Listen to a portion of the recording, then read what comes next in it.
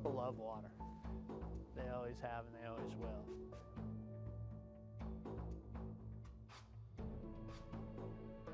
The Okanagan Indians are a salmon people. Historically, fisheries and water managers were in an adversarial relationship. Nothing's going to happen because we haven't done anything. We've just talked about it. Without water, we have absolutely nothing. There will be challenges ahead that we'll all have to face.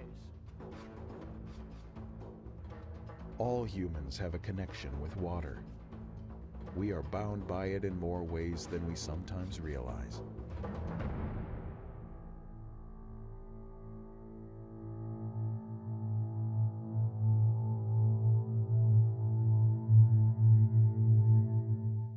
Good afternoon to everyone joining us on this live Facebook stream across the country. Welcome to the 2020 final for the first ever British Columbia AquaHacking Challenge. My name is Aidan Matrick, co-founder of AquaHacking and host of the AquaHacking podcast, and it's my pleasure to host this event and to be your MC today. Thank you to everyone for joining us online. The goal of the AquaHacking Challenge is to provide a collaborative space to initiate dialogue across sectors, jurisdictions, and generations on issues related to water for water-engaged people. We also want to foster an environment conducive to the development of innovative and entrepreneurial tech or engineering solutions to tackle water-related issues for the benefit of everyone. It's going to be an exciting afternoon, showcasing new solutions for water issues and culminating in the awarding of some major prizes for our final 5 teams. Not only do we get to make connections, build partnerships, and hear from speakers who are dedicated to protecting water and the environment, but we also get to support the creation of real, technical, and innovative solutions that will help turn these dreams we share into reality. Although today marks the final event of the BC 2020 AquaHacking Challenge, it's not the end of the journey for any of our 5 teams. All of these teams will have the opportunity to participate in a business incubator, taking their ideas and turning them into new startup businesses. Before we get to the teams and the prizes, I would like to invite everyone to acknowledge the traditional territory from which you're joining us today. I'm joining from the traditional, ancestral, and unceded territory of the Coast Salish peoples, the Squamish, the Tsleil-Waututh, and the Musqueam Nations, also known as Vancouver. And as the host organization for the challenge, the Okanagan Basin Water Board is based in the traditional, ancestral, and unceded territory of the Syilx Okanagan Nation. I would like to ask Syilx Knowledge Keeper, Richard Armstrong, to offer welcoming remarks and give us the territorial acknowledgement. Hello to the youth of the AquaHack team. It's my pleasure today to ask the Creator to put His hand on the hard work that you folks are doing towards making sure that our waters are clean and pure and healthy again. For so many years, our waters were never taken care of, and it's the hard work of the youth of today, like you folks, that have the engineering, the water studies, the hydrology, the science behind all of the important things that you're going to need. Understanding the flooding, what causes that? Why is the water not clear? Why is the water not pure? All of those things, not only in the valley bottoms, the work that you folks are doing clear to the headwaters, where that drop of pure, clean water comes from. It's those little drops of pure, clean water that make the mighty Columbia, that make the Thompson, the Okanagan, and the Fraser rivers, all of those mighty rivers that take care of the land. And now it's such an honor for me to offer words of encouragement for you, the youth that's taking on this challenge, to look at what you can do to make the water good clean, clear, and usable. For many years, people that looked at the water weren't looking at it like the way you're looking at it now, to make it pure, clean, pure, and usable. It was just the abuse of the water and how to dirty it up and not take care of it. It touches my heart to hear that great minds like the AquaHack youth that's working towards taking care of something so important. That water that you're looking at is the lifeblood of every living thing on this earth. There's nothing that alive that can go without it. That water is that important, and it's so good for me to ask the Creator to help what you are doing.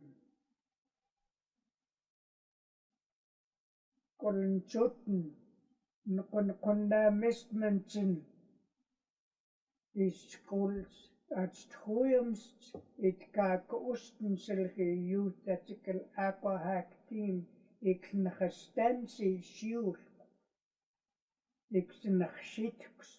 Geat Stroyums Silk, Korinchoten Jok, Textement Hulk. At Stroyums Silk mits the team extemis, mits Kasnost. That's kin me kist. Mikol nos at stigap kit en disks en shit kwa lut kenks en kashitks. Ik wil een chotten as it's me stimitels posted. Die sjoel kwiat is stim catch hul Utlachai aqua team die youth at Stroyumstil at Schostussel dat kels in the Chinums. Ik gestens, ja, het is de met school gweld. Het kan også zitten te mogola, het gewillig te sjoel. Het toch delige gaat aan de wist, kollen chotten. Ja, het is de met school gweld, samen is heilig oos, ja, te knola. Het is sjoel, gaat school gweld. Is calls the AquaHack team. Extment mitskol nost as the Troyumsel. Ik gestens is posquasia, witlach gaptet. Ja, dat school gwalt it de sjoelkats. Ngestemist. Kollen chotten het lees boos geest ka. Dat me steeds geest.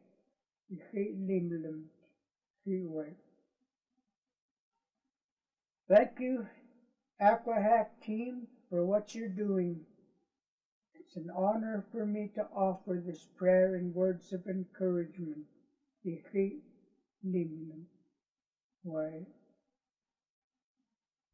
Thank you, Richard, for both your welcoming remarks today and for the guidance that you gave the teams during their journey by introducing them to the traditional knowledge of Okanagan water. As we go through this event, we encourage you to be active on social media. Comment on this Facebook Live event and share your AquaHacking experience on your favorite social media platforms.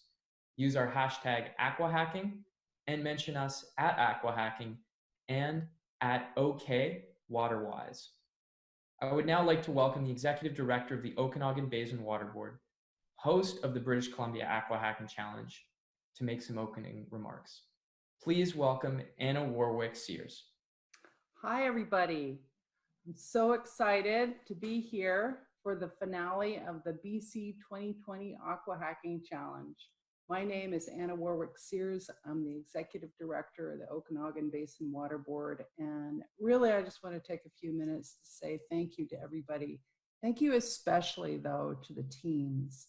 These issues that have been brought forward to this final competition are so important to the people of the Okanagan. We've had really devastating flooding in the last few years. It continues on even this week. Another summer of high water. We have consistent chronic problems with this stormwater runoff, which affects our drinking water supply. This is common not just to the people in the Okanagan, but to people all over British Columbia and really throughout Canada. And we also are very, very concerned about the need to keep invasive zebra and quagga mussels away from our lakes and everything that we hold dear with freshwater in British Columbia. So I just want to say from the bottom of my heart, on behalf of everyone in the Okanagan, thank you for taking on the AquaHacking Challenge. Thank you for doing what you're doing. It's wonderful to see this approach where we're blending this ingenuity with these social problems and really putting good energy and minds to address it. So thank you very much. And best wishes for all of you as you go forward. Thank you, Anna. I would also like to now welcome the Chief Executive Officer of Aquaforum, the organization that's behind AquaHacking across Canada, to provide some opening comments. Please welcome Desiree McGraw. Thank you, Aidan and Anna, and greetings from Lac Caribou in the Laurentians north of Montreal, where Aquaforum is headquartered. And welcome to all of you joining us online today. I'm thrilled that you could be with us for this very first BC AquaHacking Challenge final.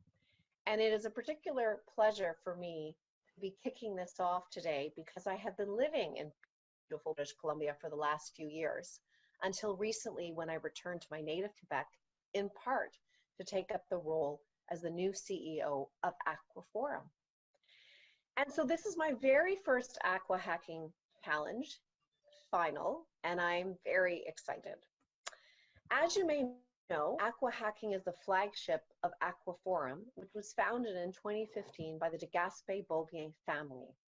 Indeed, Madame Nanbe de Gaspé-Beaubien and Monsieur Philippe de Gaspé-Beaubien asked their children as future philanthropists, they wanted them to help find the philanthropic voice and ask them, what is the cause of greatest concern to you and your generation? The answer was water. It's hard to think of a more inspired choice given the myriad problems facing Canada and the world when it comes to water, including fresh water. And of course, Canada, being surrounded by 3 of the world's oceans, comprising 20% of the world's freshwater and 7% of the world's renewable freshwater, Canada is de facto a water nation. And I believe that we have the opportunity to lead the world in devising and implementing innovative solutions to water problems that are pervasive and persistent, or what are called wicked water problems. And yet, all too often, we as Canadians can be complacent and we take for granted the water within our borders. Because we have the ability to respond, I believe that we have the responsibility to make water clean, safe, sustainable, and accessible to all Canadians, both now and in the future. And if we do not act decisively, the lack of access to water, safe drinking water in Indigenous communities, the contamination of water sources in municipalities across Canada, and the impact of climate change on water security will irrevocably compromise the triple bottom line of human health, environmental sustainability, and economic viability. And if we needed a reminder, COVID reminds us that water, and fresh water in particular, is at the very core of the health of Canadians, the health of our communities, and the health of our economy. So now here we are, 5 years later after Aquaforum was founded, here we are at the BC AquaHacking Challenge final. The BC Challenge was our very first on the west coast of Canada, and it was the first of 3 regions alongside Lake Winnipeg and the Atlantic provinces, the first of 3 challenges that were launched in fall of 2019.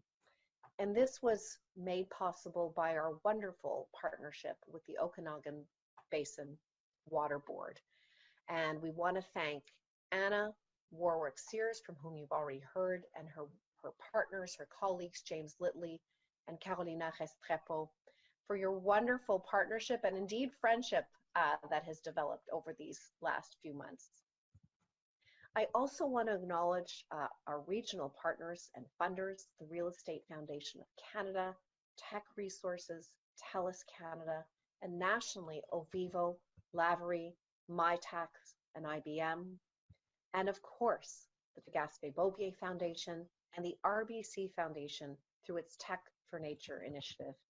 Thank you for your partnership. Thank you for your support. I also want to acknowledge my own very talented team at AquaForum, in particular, Carrie-Anne Arup, Melissa Dick, and especially Anne-Pascale Richardson. Without your time and your talent and your tireless work, none of this would have been possible. Thank you. I want to recognize our 5 outstanding judges, each of whom is a leader in their respective field. Meryl Ann Parr, Mike Gerbis, Paul O'Callahan, and Naisan Sasran, one of our own alum. I want to thank each of you sincerely for your contribution, and I salute you. 5 judges, 5 water issues, and 5 finalist teams. And so now I conclude with a few remarks for you, our wonderful finalist teams. What you have accomplished in these last few months throughout this process is nothing short of extraordinary. We are thrilled to welcome each of you in AquaHacking startup alumni community, which is growing across Canada with each challenge. You are exactly what we believe in. You are the reason that we created this initiative. Bright, young people putting your time and your talent and your wonderful brains that are hardwired for innovation into the development of an innovative solutions to wicked water problems. And we believe that AquaForum, through the AquaHacking Challenge, is the catalytic element that will propel your entrepreneurial journey to deploy your impact in the water sector and beyond. We are excited about your future, and we're excited about the future of AquaForum. We are already looking ahead to 2021 and 2022, when we will be once again across Canada with several AquaHacking challenges. And of course, the success of our programming and all of this begins with a strong local partnership. So here is a shout out to all of the water leaders across the country who want to leverage the vehicle of a tech challenge, the AquaHacking Challenge. If you want to work, engage, and empower a new generation of leaders of talent to the cause of freshwater, give us a shout. Thank you very much, and back to you, Aidan. Thank you, Desiree. AquaHacking would not be possible without the support of our sponsors. We would like to recognize both the financial contributions of our sponsors as well as the non-financial support they have provided throughout the last year of preparing and running the British Columbia Challenge. To better understand why they support AquaHacking in British Columbia, I would like to welcome the Director of Grants and Special Projects from the Real Estate Foundation of British Columbia to say a few words. Please welcome Leanne Sexsmith. Thank you so much, Aidan. It's great to be here today at the finals. I'm joining you from the West Coast on the traditional unceded territory of the Squamish Nation. My name is Leanne Sexsmith, and I'm the Director of Grants and Special Projects with the Real Estate Foundation of BC. And in the last 5 years, we have been able to fund over $4 million in freshwater initiatives that strengthen BC communities and protect our shared lands and waters. As a grant funder, we look for projects that dig deep, connect thinkers and doers, and lead to positive change. AquaHacking embraces every approach we think of as a strategic funder. We need real examples and tangible actions that support social, environmental, and economic change. Freshwater health is critically important in BC, and I'd like to thank and congratulate the organizers and the finalists who, in just 8 months, have generated solutions to some of our most pressing water issues. And to the other teams whose ideas and proposals will no doubt also continue to inspire and generate solutions. We are very proud to help bring this unique, creative, and scalable approach to British Columbia. On behalf of our governors and staff team, I would like to thank everyone here today for contributing and making this happen. I can't wait to see the results, not only from today, but in the ongoing efforts and passionate contributions of the teams, peers, and leaders inspired through the AquaHacking program. Thank you and good luck. Thank you, Leanne, and thank you to the Real Estate Foundation of British Columbia. As part of the AquaHacking Challenge, the 5 finalist teams traveled to the host region to learn about local water issues, learn from Indigenous knowledge keepers, and to build team skills. This year, due to the COVID epidemic, this expedition was conducted virtually for the first time. We hope you will enjoy the short video chronicling this experience.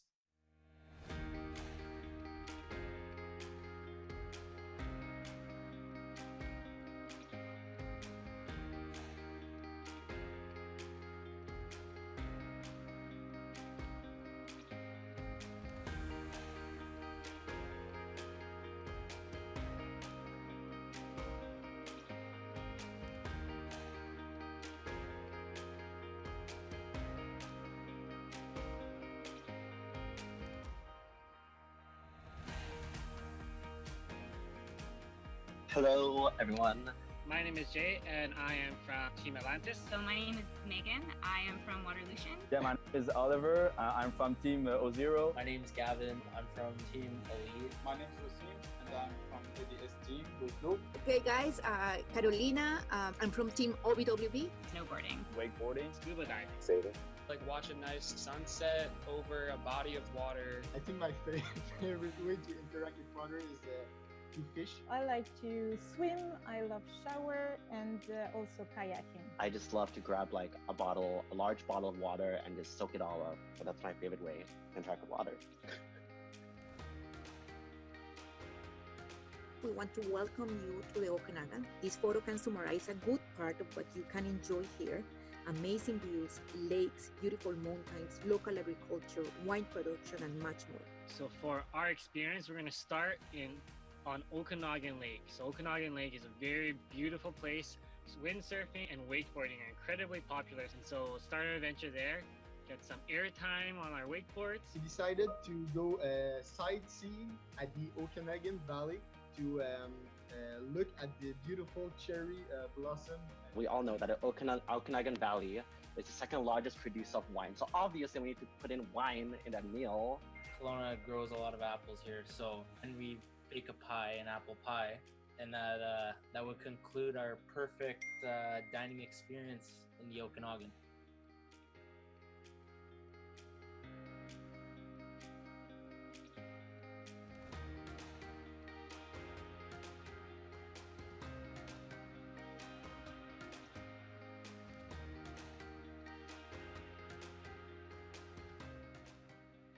Finally, we are going to dive right into the World Cafe. The call to be part of something like this, be part of AquaHacking, and to be a mentor always brings really exceptional resource guests and leaders, because to have that desire to support others usually comes with a really amazing leader. Ivan said something that was really profound. I wrote it down as a direct quote. So he said, the public wants to be the protagonist of change, not just the subject of change. With the last group, we had a gentleman that was involved in flood risk mitigation, and we recognized that whatever we're trying to do to actually treat stormwater also has to be integrated with flood management. So I'm thankful that the organizers here put the different groups in connection like this. Our topic isn't directly relevant to their project, but you can see them thinking. And hearing the discussions of people coming with different backgrounds and different ideas makes you think about your own topic in a slightly different way and from a different perspective. How do we make more self-sufficiency happen? How do we get increased funding for long-term projects? How do we build a long-term vision?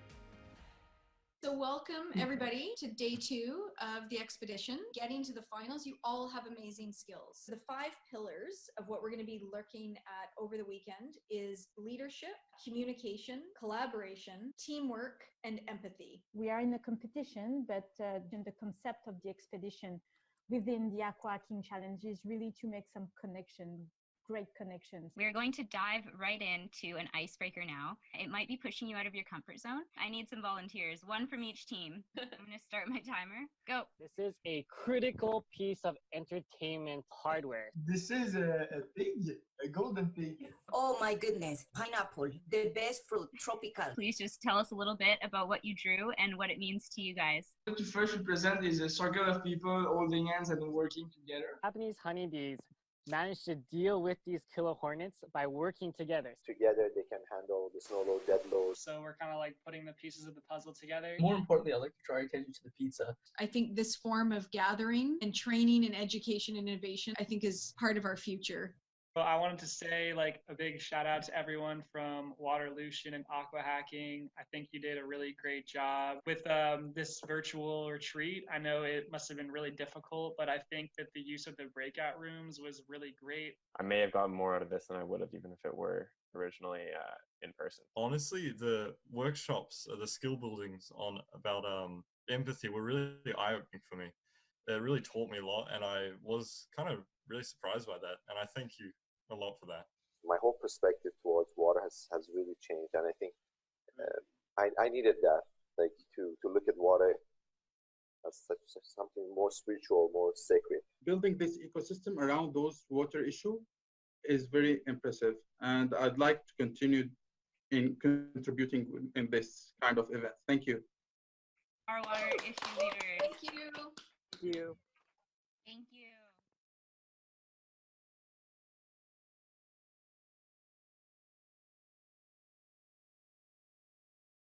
As you can see, while the teams weren't able to get out on the water this year, the Okanagan Basin Water Board and AquaHacking team putting on the challenge did a great job replicating the experience as well as possible to better help participants intimately understand their relationship with water, as well as connect with the water basin to better understand the issues it is facing. Now, to better understand why they got involved with AquaHacking across Canada, I will invite two representatives of our national sponsors and supporters to say a few words. The first one would like to speak on behalf of the Royal Bank of Canada Foundation. She is the branch manager on campus at the University of British Columbia, Okanagan, and the Okanagan College at Royal Bank of Canada. Please welcome Lauren Andrews. Thank you so much for the introduction, Aiden. At RBC, we recognize that the effects of climate change connect us all, that our shared future faces great challenges, from food security to air quality, from energy needs to access to clean water. There has never been a greater need for extraordinary solutions. There has never been more opportunity for leadership, collaboration, ingenuity, and vision.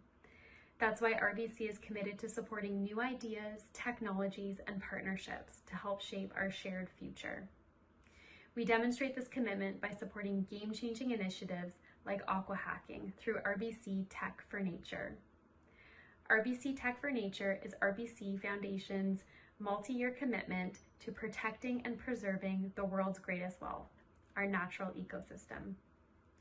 Through RBC Tech for Nature, we're working with the charitable sector to leverage technology to build solutions to presenting challenges like climate change. RBC is so proud to have supported AquaHacking since 2017 to achieve the Pan-Canadian program that meets the needs of the water sector and supports leading entrepreneurs who are solving some of the critical freshwater challenges that we face today. Congratulations to the 5 finalist teams, and on behalf of RBC, we look forward to watching the immense impact that you're going to have on the environmental and business sectors moving forward. Thank you. Thank you, Lauren, and thank you to the RBC Foundation and its Tech for Nature initiative for your ongoing generosity to AquaHacking challenges across Canada.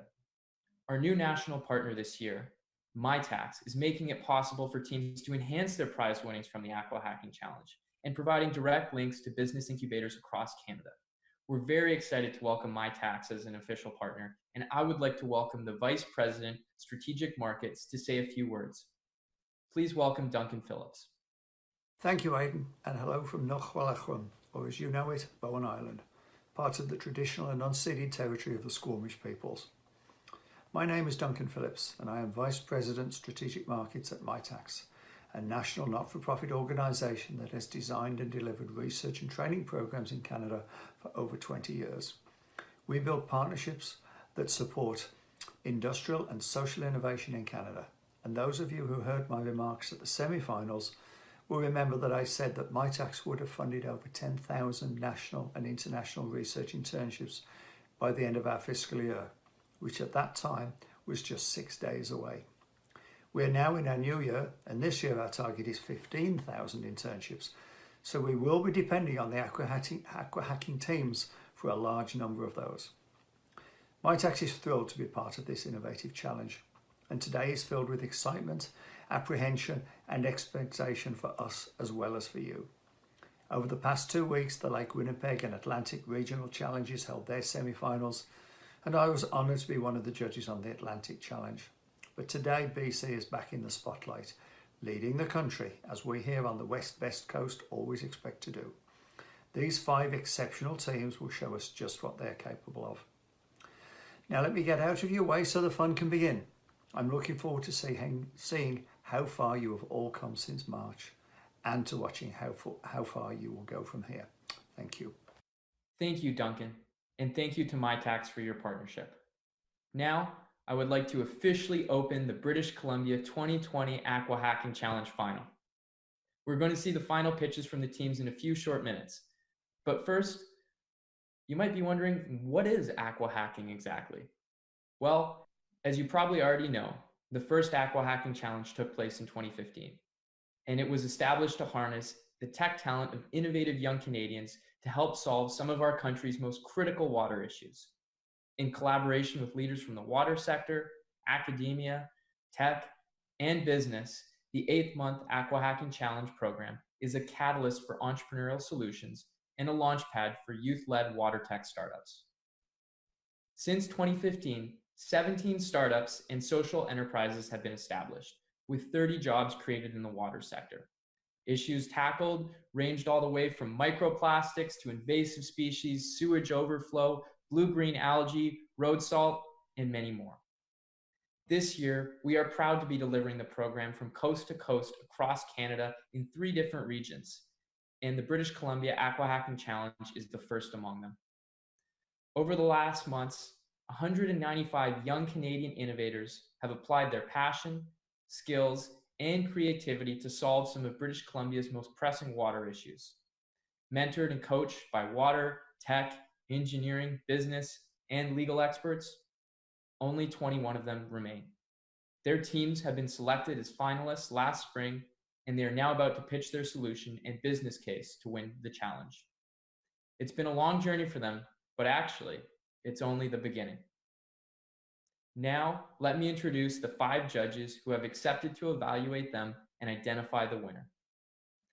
First is Meryl Ann Fair, Commissioner of the International Joint Commission. We also have Mike Gerbis, Chief Executive Officer of the Delphi Group, Globe Series. Nasan Saran, co-founder and CEO of Can Forecast and winner of the 2016 AquaHacking Challenge. Ragwa Gopal, President and CEO of Innovate BC. And lastly, Paul O'Callaghan, founder and CEO of Blue Tech Research and director of Brave Blue World. A small reminder of the rules: each team has exactly 7 minutes to present its solution, and judges will then have a 10-minute period in which they can ask questions of the team. Just so you know, the order of the presentation was randomly selected via a draw. And the beauty of today's final is that each team, no matter what their final ranking is, will win a prize. So let's see what's up for grabs. First prize is $20,000 in seed funding. Second place prize is $15,000 in seed funding. Third place prize is $10,000 in seed funding. And fourth and fifth place prizes are $2,500 in seed funding.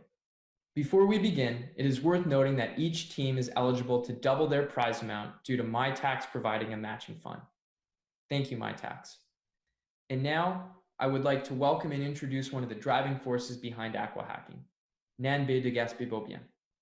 She is the co-chair of AquaHacking's founding organization and major national sponsor, the De Gaspé-Beaubien Foundation, and I can't say enough good things about her. Welcome, Nambe. Thank you, Aidan. Isn't this great to be able to be introduced by your grandson? First, I would like to share with all of you the many gifts that our family has received by becoming involved in water. Number one, it has brought 3 generations working together to solve the issue or help solve the issue of water. Secondly, it has helped us to envision AquaHacking, which after all is a very novel way of bringing together young techies to find solutions to water. And third,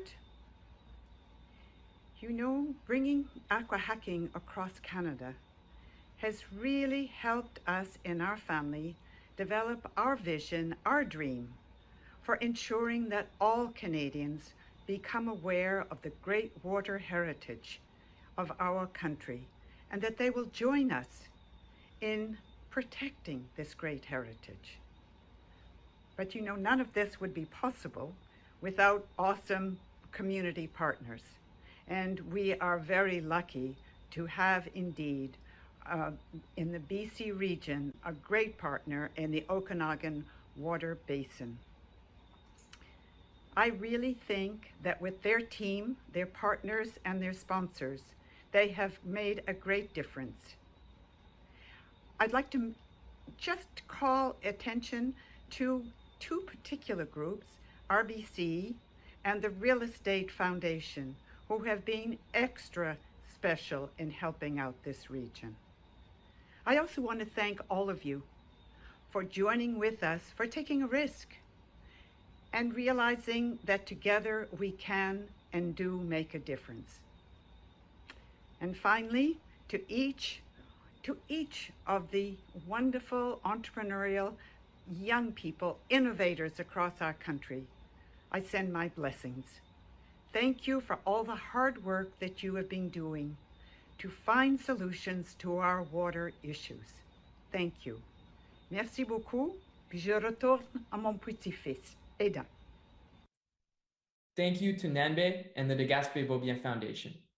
AquaHacking would not be here today without you.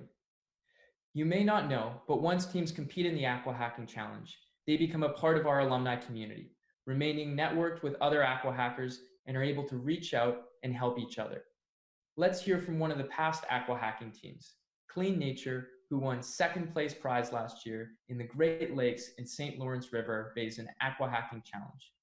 Please welcome Claudie Ratier, Anne Carabin, and Patricia Gomez.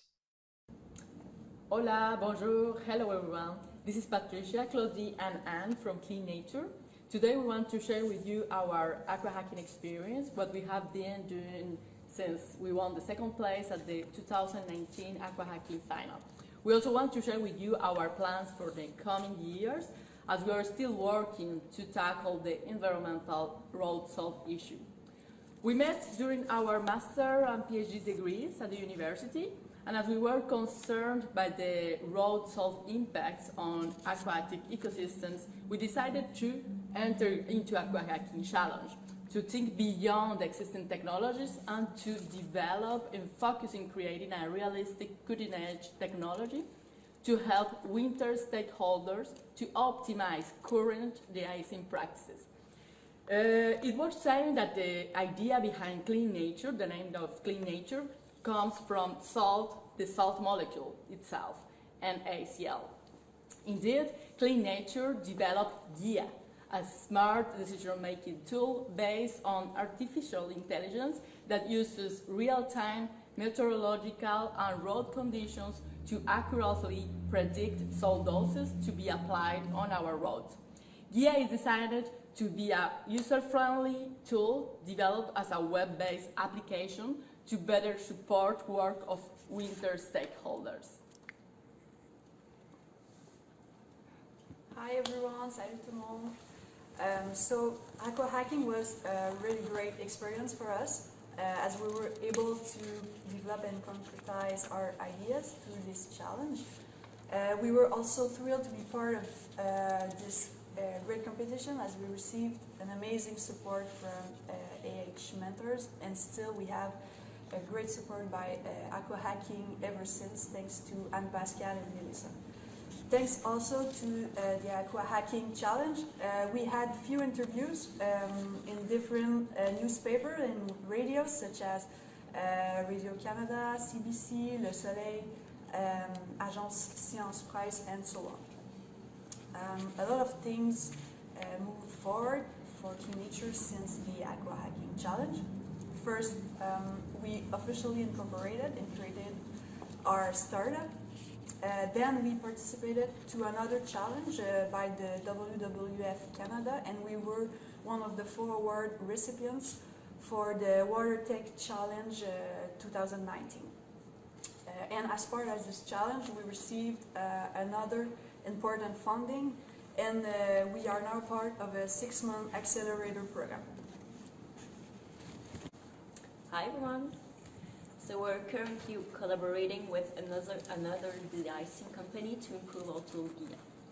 We're thrilled by these collaborations since it will help us to improve our tool, but also its application on the field for next winter.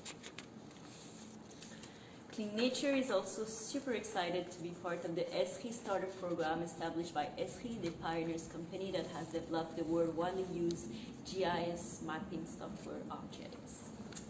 So many things have moved forward since the October final, and we will continue to work hard to be part of the Canadian startup, helping to reduce world salt and to protect our ecosystems. For more info, you can follow us on Facebook, LinkedIn, and also contact us via email to info.cleannature@gmail.com. So stay tuned for the Generation Water Tech pitch in September in Toronto. We also want to encourage the 2020 finalists and congratulate them for making it to the final. Congratulations. Stay focused and keep on working hard. As a final word, we want to thank again AquaHacking as well as the Gaspé Bouvier Foundation for the support. Thank you again. Good luck to the finalists. Good luck. Thank you, Claudie, Anne, and Patricia. Now we will watch the 5 finalist teams' pitches to the judges. During this time, we would like you, our national audience, to join us in the awarding of a special prize by public vote. In order to do this, join us on www.sli.do/do and enter the code AquaHacking 2020. Note, AquaHacking is in all caps. The team who receives the most votes from the public will receive an additional prize of $1,000. Ready? There are 5 teams, 5 future startups made up of 21 team members coming from across the country. We are really proud to welcome them and discover how far they've gone since the semifinal.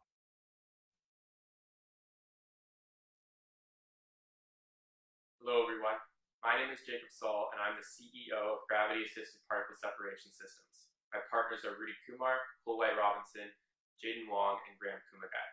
The 5 of us are all first-year engineering students at UBC Okanagan, and it was there at the school and through our studies that we all met each other. Now that we're all living and studying in Kelowna, just a community with such strong connections to the lakes and rivers that surround it, it's really opened our eyes and made us realize how important water is to us and our community, and it's inspired us to protect it. And so in terms of the company itself, that all began in our sustainable engineering design course when we were given the opportunity to create a project that just so happened to align with the BC AquaHacking water issues. And we quickly became very interested in protecting Okanagan's aquatic systems from stormwater contaminants, and we were really determined to find a solution. So we worked very hard all semester, we made some great progress, but as the course came to an end, we just felt that our job was not done yet. And we really wanted to create a marketable, implementable design that could truly improve the quality of water entering the Okanagan lakes. And that is what led us to pursue the BC AquaHacking Challenge. And so, in terms of the name of our product, that is GAPS, Gravity Assisted Particle Separation Systems. And we chose that because we are aspiring engineers and we were very attracted to the technical functionality of our design. And because it achieves its purpose of contaminant separation with no moving parts, just gravity. That's how we came up with our name. Now looking forward and at the future of our business, we really just want to continue to grow and continue to do research to come up with the best solution possible.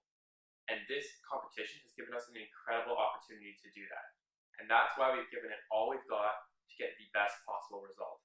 My name is Jacob, and my teammates and I have formed gravity-assisted particle separation systems. We're a group of first-year engineers that have created a team driven to protect our water. I want you to take a look at this image. This is Kelowna, a beautiful city, no doubt, and the water is a huge contribution to that. But for those of you who live here, or are at least familiar with the Okanagan lifestyle, you know that it is more than just about beauty.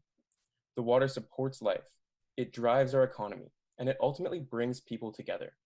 But this reality is slipping away. With increasing infrastructure, more and more contaminated stormwater runoff is making its way into our sacred lakes. If we don't intervene now, our lakes could be forever changed for the worse. I'd like to hand it over to Rudy to further explain. So how did we get here? Naturally, stormwater from rainfall should soak into the ground where it joins aquifers. However, due to urbanization, the landscape of our cities has changed, and the introduction of impervious surfaces like concrete and asphalt have made it so that stormwater now flows through our streets where it collects contaminants before entering catchment basins and ultimately converging to central water bodies such as the Okanagan Lake in Kelowna, BC. Now, hydrocarbons are a pretty obvious contaminant. However, sediment is often overlooked. Sediment is problematic for two main reasons. Firstly, sediment increases the cloudiness or turbidity of the water. This is bad for photosynthetic species which depend on sunlight to produce food, and thereby any other species which depend on them. Secondly, sediment acts as a transporter for other contaminants such as biochemicals and heavy metals that have a tendency to bind onto them. Moreover, the lack of data regarding stormwater contamination makes informed decision-making currently impossible. If we continue to let this problem run without intervention, we will see declining appeal of our beautiful BC water bodies, increased human contact with contaminants in recreational lakes, and degrading aquatic ecosystems. Ultimately, taxpayer funding will be required for cleanup efforts. We present to you our solution, GAPS, a simple product that slides seamlessly into existing catchment basins. GAPS performs three main functions. Firstly, it directly removes hydrocarbons from stormwater. Secondly, it directly removes sediment from stormwater and thereby is able to remove any sediment mobilized contaminants. Thirdly, it records real-time data regarding turbidity and water flow rate through built-in sensors. Now we'd like to show you a demonstration. On the right-hand side, you can see the control. This is our current infrastructure without GAPS installed. On the left-hand side, you have a version with GAPS installed. We poured the same high turbidity water through both cases, and let's take a look at the results. This is the water that flowed out of our control without GAPS installed, and this is the water that flowed with GAPS installed. A remarkable difference indeed. As social entrepreneurs, we strive to do the best for our society, and through GAPS, we'll be able to deliver 50 to 80% cleaner water into our central water bodies. We'll be able to remove the contaminants as early as possible in the cycle. Because sediment transports other contaminants, removing sediment as early as possible has a compound effect. GAPS is affordable, which means it's accessible for all municipalities, not just the big ones. Therefore, we'll be able to maintain our pristine water bodies province-wide that drive our tourism-driven economy. The data we collect through GAPS will lead to new stormwater management insights, and it will support critical environmental research. Our solution is unique. Firstly, it's simple. There's no moving parts, very easy installation, and most importantly, it can be retrofitted into existing city infrastructure. GAPS is affordable at only 10% the cost of our competitors, while still being effective as it removes 80% of sediment and up to 90% of hydrocarbons. We have synced the GAPS maintenance cycle with the existing maintenance cycle for catchment basins, which brings the marginal cost for maintenance down to only $5 per unit. GAPS is scalable. It requires no infrastructure modification and can be deployed flexibly. You don't need to put one in every drain, just the high volume ones. GAPS is also data driven, and it's able to produce valuable real-time data sets where in a market there is none currently. I'd like to hand it over to Cole now. In 2013, Kelowna's annual budget for stormwater management was $85 million. In 2020, BC's budget for environmental protection was $250 million. Our solution is a one-time investment at a fraction of this annual budget. Our business model revolves around two main pillars, the first of which being direct sales. Initially, this will be towards private clients, such as golf courses and resorts, looking to maintain their pristine water bodies. We will move into municipalities eventually. The second pillar is data packages. These are subscription-based and will be sold annually. The data packages will go towards research groups, environmentalist groups, and government agencies, those who currently lack access to this vital data. Our competition consists of hydrodynamic separators, porous pavement, and storm drain filters. Hydrodynamic separators, such as the storm scepter shown on the right here, are expensive and extremely disruptive to install. Porous pavement also requires a modification of existing infrastructure, making it infeasible to implement in a city system. Storm drain filters have a tendency to overflow and have a limited capacity. Our solution does not have a limiting capacity and does not require the modification of existing infrastructure. We have validated our eco-friendliness through life cycle analysis. We have also completed prototyping and SolidWorks modeling to ensure the optimization of our design. In the near future, we will simultaneously conduct laboratory testing and build our software infrastructure. After which, we will pilot a 25-unit network, hopefully in Kelowna. In January of 2021, we will enter negotiations for selected municipalities. In the first year, our attention will be focused towards product development. This means we will continue to prototype and build our software web application. In year 2, we will move into private sales. We will begin manufacturing as we secure smaller clients. We will also begin negotiation with municipalities during this period. In year 3, when we have 2 private and 2 medium-sized clients, we will have a final optimized product. The medium-sized clients will consist of small municipalities such as Vernon or Lake Country, and we will use economies of scale to bring down our manufacturing costs. I'd like to now hand it over to Jacob to talk about our team.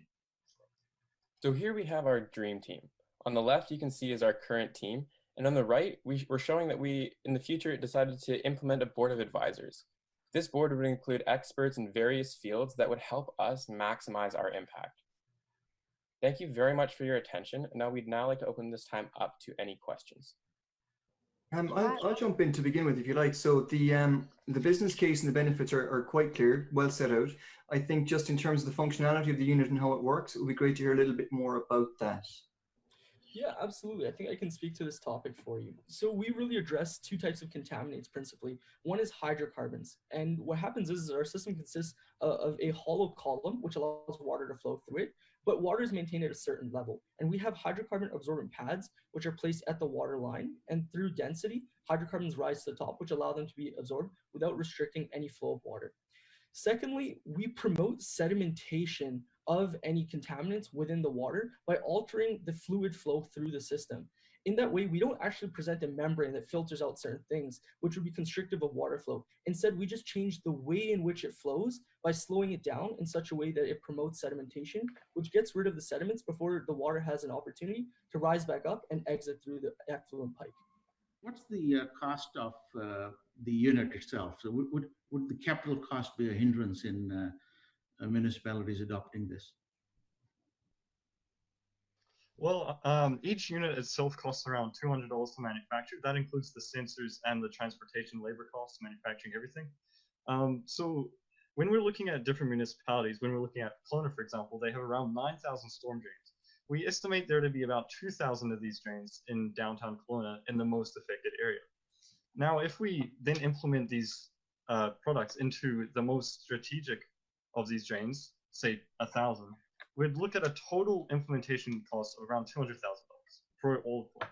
And you mentioned you have a prototype already, so how close are you to having a product that would be commercially viable and available?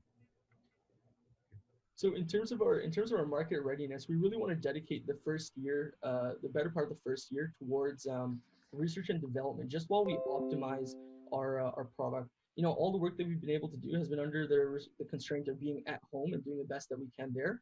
But we are developing contacts at the University of British Columbia in Okanagan to get laboratory testing.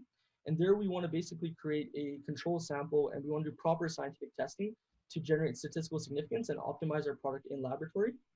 And then, as our timeline suggests, in about October, we want to go ahead and move towards field testing with a 25-unit pilot in Kelowna. Dependent on the success of that pilot, we could be market ready much sooner, and we can go to market earlier. However, one thing that I think is to be said is that municipal clients are great because they have so many catchment basins in need of our product. However, with municipal clients, you suffer from a long sales cycle. That's why you see a larger amount of our profits kicking in year 3, even though we would begin market readiness at the beginning of year 2. It just happens that the sales cycle is so long that we wouldn't see any money later on. But that's why we have the private clients that we will pitch to and we will sell to in year 2 to give us cash flow to sustain operations until that profitability has time to prevail. Hi everyone, my name is Benjamin, and I'm gonna help you learn a little bit more about O0. O0 was started about a year ago by a group of mechanical engineering students from the University of Sherbrooke in Quebec. During the last year of our bachelor's degree, we need to do a project referred to as the Major Design Project. Since we wanted to have a positive impact on society, we decided to tackle the ever-growing problem of aquatic invasive species. Along the way, we realized that we wanted to make much more than a year-long project. We wanted to make a company out of it. O0 comes from the English translation of the word lake in Russian. We thought it sounded really good, and it was also a great nod to the purpose of our project since it included the word water and zero, which reminded us of a body of water with 0 aquatic invasive species. When a staff member of the university heard about our project, he suggested to us to participate in the AquaHacking challenge. According to him, we were the perfect fit for the invasive mussels challenge. When we looked more deeply into it, we realized that it would be a very good opportunity for us to participate in an English competition outside of Quebec. Plus, it also helped us reach the whole new market of the west of Canada. Water is important for everyone. It is Earth's most precious resource and we must preserve it. Barely nothing can grow or survive without it, so we understand how precious it is. We all grew near a major body of water in the O0 team, the St. Lawrence River, so we also understand the importance water plays in people's life. Our long-term goal is to be implemented in as much municipalities as possible in order to save as many lakes as possible. That's why we're doing sensitization with everyone we can, and we're talking to as much municipalities as we can. Thank you very much. So this is the impact zebra and quagga mussels have on industrial pipes, on boats, on shores, and even on other aquatic species. As you can see, they latch onto pretty much everything that is available. But how can a lake go from being pristine to being invaded? Invasive mussels are transported from lake to lake via boats. When a boat leaves a contaminated lake and goes into a clean one, it contributes to the propagation of the exotic species. 9 times out of 10, this is how zebra and quagga mussels are introduced into a lake. The spreading of invasive mussels is going from east to west, rapidly reaching BC. The impact on the Okanagan basin would be massive. The invasion of zebra mussels would cost annually $42 million to its surrounding municipalities through infrastructure costs, fishing, and tourism loss. To avoid these costs and to prevent mussels invasion, the municipalities currently have one solution. It is to install a boat washing station which decontaminates the hull and trailer before launching. But the implementation creates new pains such as the research and the assembly of numerous parts. Even after that, a boat that enters the Okanagan basin would only be half washed. That's because an important part of the boat is not decontaminated, ballasts. Ballasts are cavities in a boat that are filled with the lake's water to create bigger waves when practicing nautical sports. We know for a fact that 50% of the propagation of exotic species is caused by those cavities. A contaminated boat can carry as much as 2,000 mussel larvae in its ballasts. Knowing that very few can lead to the invasion of the lake, it is as important to wash the ballast system as the rest of the boat. In brief, the washing methods available right now do not solve the entire problem, and this is where we step in. I'm Olivier Arpin, and here's my colleague Mathis Tessier. We are O0, and this is how we intend to preserve our Canadian lakes. We've developed a washing station for watercraft which not only decontaminates the hull and the trailer, but also the ballast. To wash the hull, we use the same technology municipalities are used to, which is basically a pressure washer with hot water. Our competitive edge is that we also wash the ballast. To do so, we use active suction cups to fix our system onto the boat and fill the ballast with hot water, just as seen on screen. Using hot water as a decontamination product enables us to kill mussels and other invasive species while still being eco-friendly. Our team has been working full-time on the project since May, and we achieved lots in the past few months. We managed to raise $60,000 through wage subsidy, competition grants, and sponsorships. This helped us in finalizing the design and the assembly of our MVP, which is the technology to decontaminate the ballast system. We also talked about it with 37 municipalities in Quebec, and most of them are already interested in our product. So we decided to install our system in a trailer to facilitate transportation. Then, this summer, we will travel from municipality to municipality, showcasing our product around Quebec. Working with different early adopters will help us understand their way of working and perfect our product. On top of that, these demonstrations will promote our MVP and sensitize people about the importance of washing ballasts. This is the first major step of our go-to-market strategy. The next step will be to offer the complete station to Quebec municipalities. This could represent 800 sales. After being well established in Quebec, we want to address the Canadian market, representing 5,000 sales prospects. But most importantly, this represents thousands of opportunities for O0 to have a positive impact on aquatic ecosystems. Our cost and market analysis are based on several interviews made with potential clients. Units will be sold directly to municipalities for $35,000, and our cost to manufacture is under $20,000. We then offer a 10-year maintenance plan. For our clients, this means effortless management of their washing station. For us, it means a recurring revenue stream that would assure income stability in the future. We also did our cash flow budget for the next 3 years, and this led to our KPIs. For this summer, we aim to visit at least 5 municipalities and wash a minimum of 100 boats.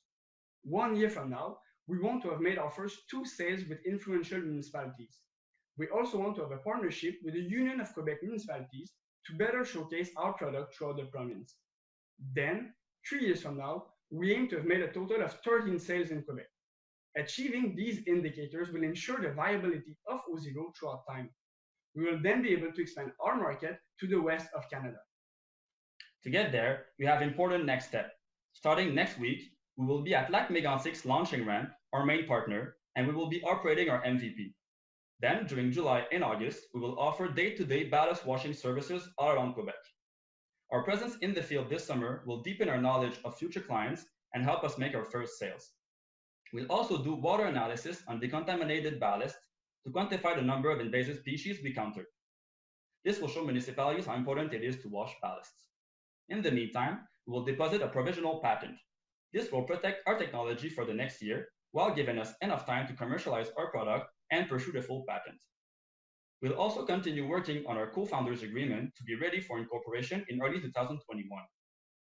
Later this year, we'll finish the design for the complete washing station. A final prototype will be built and showcased to municipalities. And that's how we would use the AquaHacking prize money. We are a team of senior undergraduates in mechanical engineering. As we are all from the same background, we surrounded ourselves with complementary mentors. We work with Jacques Routier, who helps us build a viable business model, and with Isabelle Arsenault, a biology expert who helps us optimize our decontamination process. On top of that, the Quebec Ministry of Environment often reviews our product and recently approved it for testing. As a team, we can help municipalities around the Okanagan Basin solve a $42 million problem with a $35,000 solution. And together, we can stop the spread of invasive mussels in our Canadian lakes. Thank you. So you say municipalities are your customers, that's the initial customers? And yes. Is it one station per lake or one station per municipality?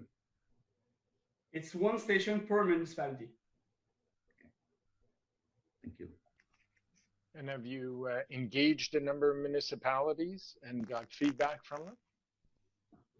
Yeah, about of the 37 municipalities we talked to, about 25 are really interested for us to go at their launching ramp and test our MVP.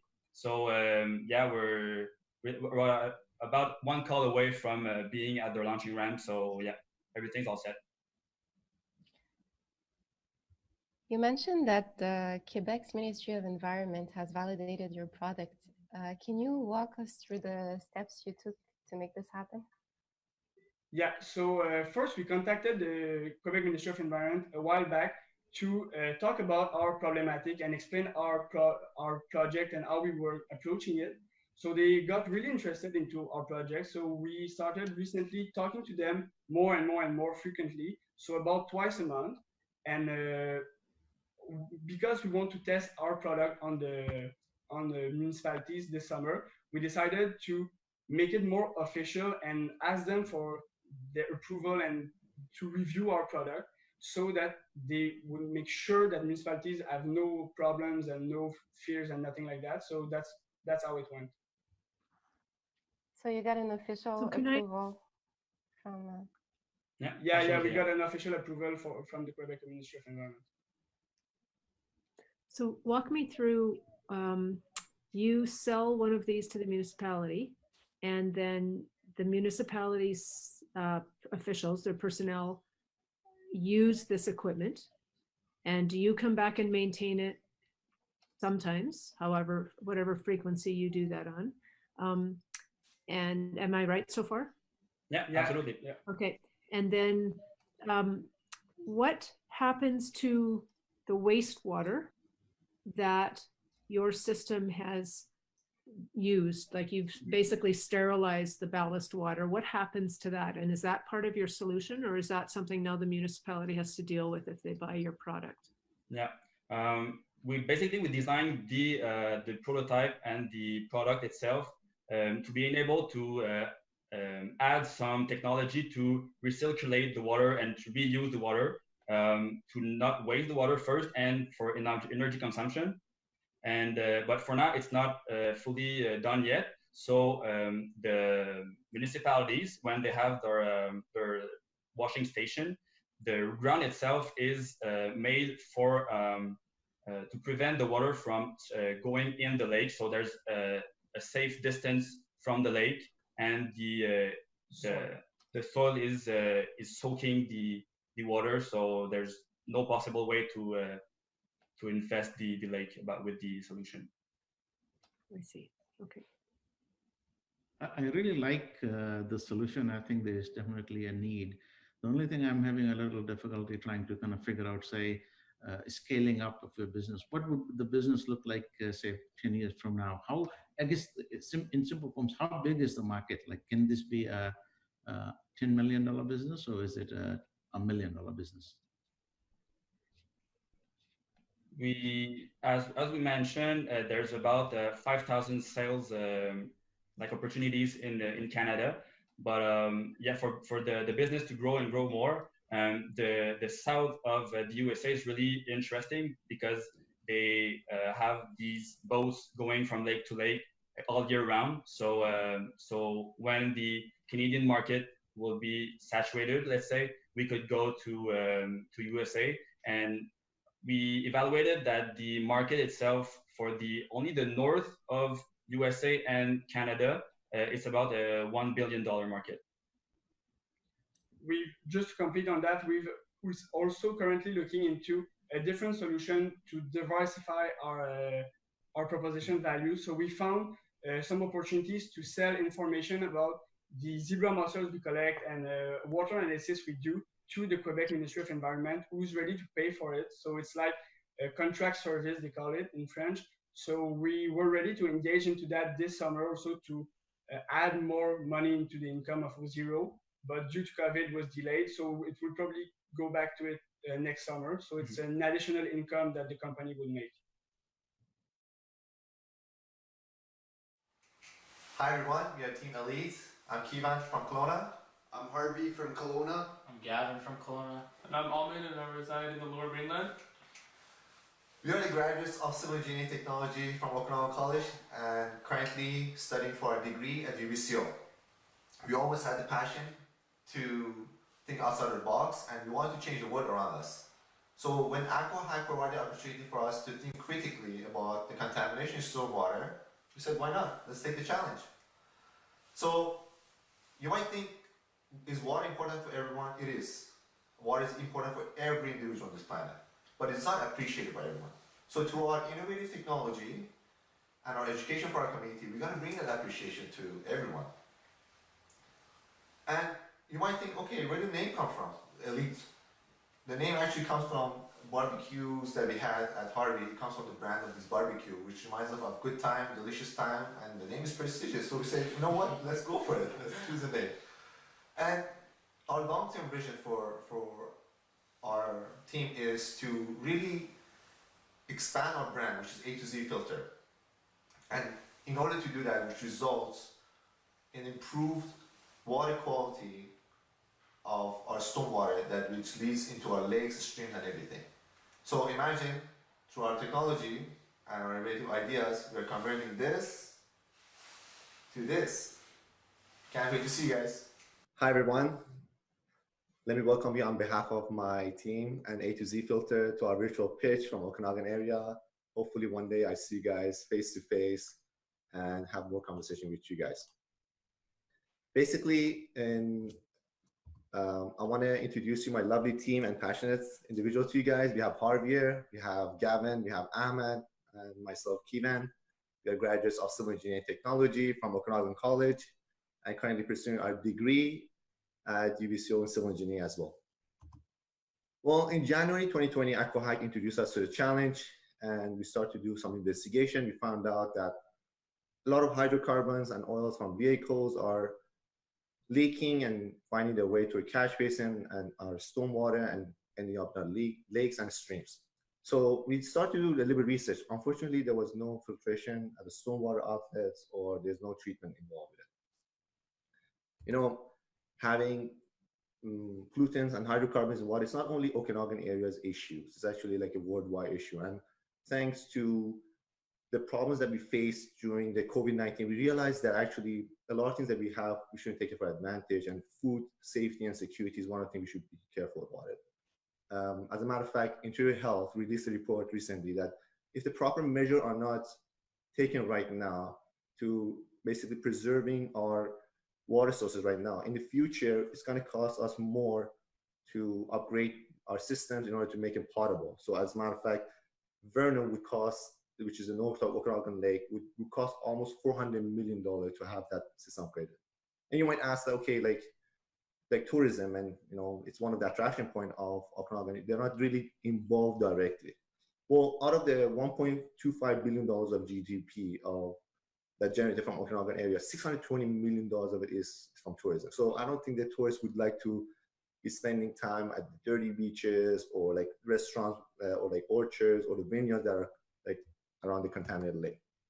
Yes, there are some solutions out there, competitors out there, but you know, the cost is very expensive. Average cost is $30,000 plus installation. The size of enormous. They don't actually like filter out what is it mixed with the water, and the maintenance and logistic is beyond like what you can imagine sometimes.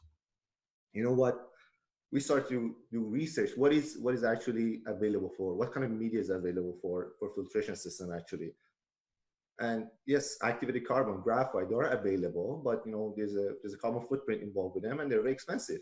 And believe it or not, actually, human hair has that absorption capacity. So absorption is for sponge. Sponge grabs all the chemical and contaminants and water inside of it, but adsorption, which allows the water to go through, but contaminants will stick to the media. Hair has more adsorption capacity than activated carbon. So NASA actually has done extensive research about it. They have tested it for reusability and recycling it, and it has been used for oil spills. And after its life cycle is done, it actually could be used for oyster mushroom farms, which is a commodity, which is, and also we have abundant amount of it available. As a matter of fact, in Okanagan, Tommy Gunn's Barbershop has partnered up with us to provide the raw material for us. They have 4 branches here. They have 71 branches across Canada. And for sanitizer purpose of it, we just need a UV treatment of it.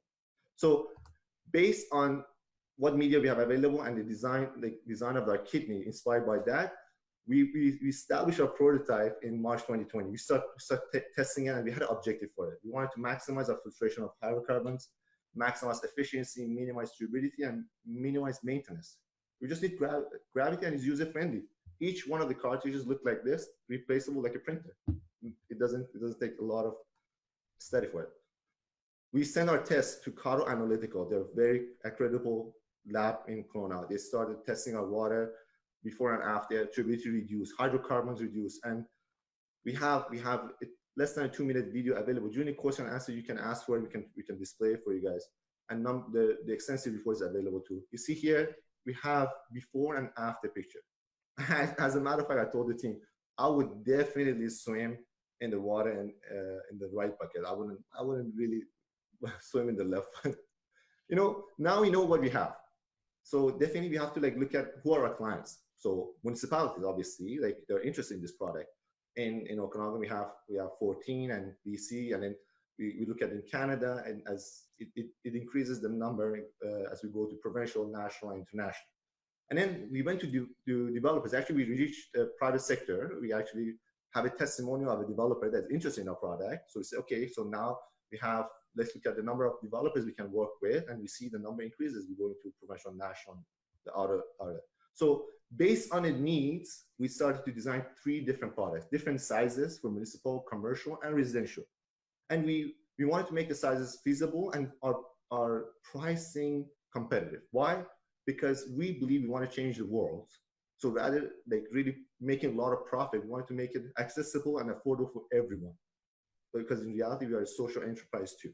So based on that, based on these needs, we start to like make a simple financial plan for the first fiscal year. And since we're going to get our own hands dirty, we are civil engineer technologies ourselves, we're going to do a lot of installation ourselves. So generate profit for that. Our expenses for office and everything, just like Microsoft, Amazon, those big companies that start from the garage, we actually start from the garage too. We try to minimize a lot of our costs and increase our production and that.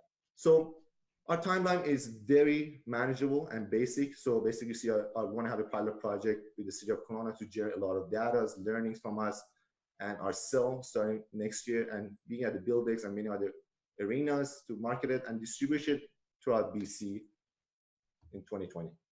The last thing I want to say from the bottom of my heart to you guys, and this is the reality of it, is our liability is not even to ourselves. It is also to the generation to come. And if you don't act quickly, we will face the consequences of our action in short term and long term. So by investing in A to Z filter, which uses a renewable and environmentally friendly filtration media, you are going to be the shareholders of a sustainable and innovative enterprise. So thank you so much for your time, and looking forward to your questions. Great presentation. So just the unit itself, I'm just talking the municipal version, not the residential or commercial. Does it work with the existing infrastructure that municipalities have, and how easy it is to integrate to that? Yeah, so the way that our system would work is it would be implemented at a retention pond. So after the development, wherever the catchment is, we would actually put it at a retention pond before it actually went into the retention pond. Otherwise, the second option was to actually, where it would connect to the city main, we would put our system there. So for a city like Kelowna, it's not the $9,600 spend. What would they have to spend to get your solution in that covers the whole city? Okay, so in the city of Kelowna, basically out of that $9,600, there's a few things we have to start collaborating. One thing is that because there's no treatment right now involved in any of the storm outlets, we need to really get their land space involved, because our size, the biggest size that we have for municipal is our biggest size for municipal size. So the city of Kelowna, we just have to like work to the maintenance of it, which is every 6 months or is annually, depending on the flow rates coming to the filtration system. Hi, question regarding your partnership with the city of Kelowna. Is this, are you talking with them currently? Do you have interest? And also in the review that you prepared for us, you had a letter, or I think it was a review from Victor Projects Ltd. that was interested in your solution. How close is this to an actual pilot? So basically, we had a great conversation with the developer at City of Kelowna, as you mentioned.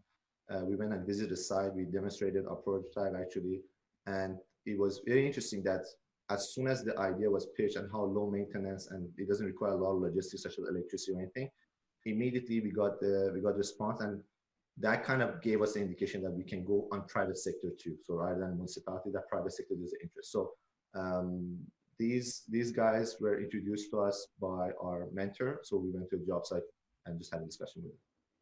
Okay, and regarding the city of Kelowna, have you been talking to municipal people over there? Yes, we have started conversation. We were actually going to meet them face to face. Due to the COVID, we just like having obstacle. We have meeting people face to face because our prototype is actually a physical entity.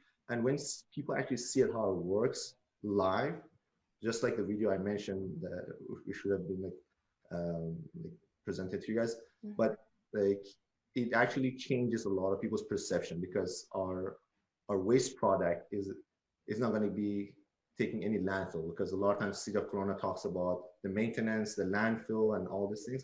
But actually our prototype, as I mentioned, this is the cartridge for prototype. It's something simple that they can handle. All right, thanks. Last question. On your $9,600 per unit, what's your estimated profit? So actually our cost, and the reason that everyone's shocked about the pricing of it is because we have construction background and we can start manufacturing it ourselves. We are saving a lot of labor costs and manufacturing, and our cost was multiplied by 60% profit, because as we said, we don't want to be greedy. Otherwise it would be non-affordable. It was mentioned by one of the judges that a lot of municipalities are broke. They don't have money to invest, and we just faced COVID, and that budget is getting reduced and reduced. Thank you. So I'd like to talk to you about your raw materials and how you get that, because I know if it's similar to kind of the collecting organic waste, home recycling, organics, home compost stuff, and it's really hard to organize those things and to get people to do it. And so I didn't see a clear sense from your materials what that's going to cost you, and how are you going to actually get all of those raw materials in a consistent way? That's a very good question, actually. Yeah.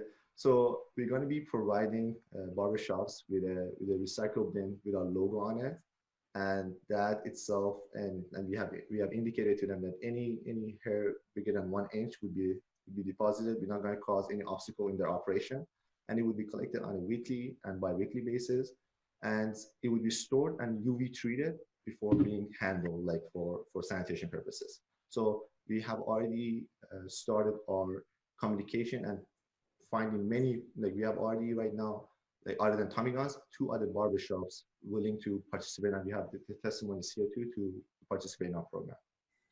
So just to follow up on that, so you're actually conceiving of creating bins, going around to all the hair shops, they put it in there, you pick it up once every however frequently, and your costs, your profit margins currently include all the costs of all that collection? Yes, because they're not charging us for anything for the hair. They were actually so supportive that they were willing to like do it. And each bin that we're designing, it's not going to be a fancy bin. It's actually like just a normal bin that you see in a dollar store with a cap, so you just open and close. We're not going to make things complicated for anyone that it would cause an obstacle, because as soon as things become complicated, a lot of people have hesitation towards participating in this program. Mm-hmm. We are Above Atlantis, and we're a team of 4 from Vancouver, BC. This team formed one by one, each of us drawn in by the vision to make an impact in BC communities. We have Hanya, our data analyst, Shantanu, our environmental scientist, and Josh, our communication specialist, and myself as a project lead for Above Atlantis. Our team sets out to tackle the challenges around flooding by collecting, cataloging, modeling, and visualizing water flow data to predict the likelihood of flooding. Our name is inspired by what we do. Atlantis was a city of Greek mythology, a society that was well ahead of their time but sunk to the bottom of the sea. The story of Atlantis reminds us that even the most advanced societies are not impervious to nature and to water. Therefore, we need to understand water to be prepared and to give it room to flow where it needs to flow. We need to go above Atlantis, and thus our name. AquaHacking has supported and connected us, allowing our solutions to grow past what we could do on our own. We decided to participate in the BC AquaHacking Challenge because it's different from many other hackathons. We have been able to go beyond the ideation stage, connecting with the real-world issues and learning from experts in the field, as well as building a functional prototype. Our long-term vision for our business is to see our work being used by communities throughout BC. We know we have succeeded when communities are empowered to make informed decisions around flooding.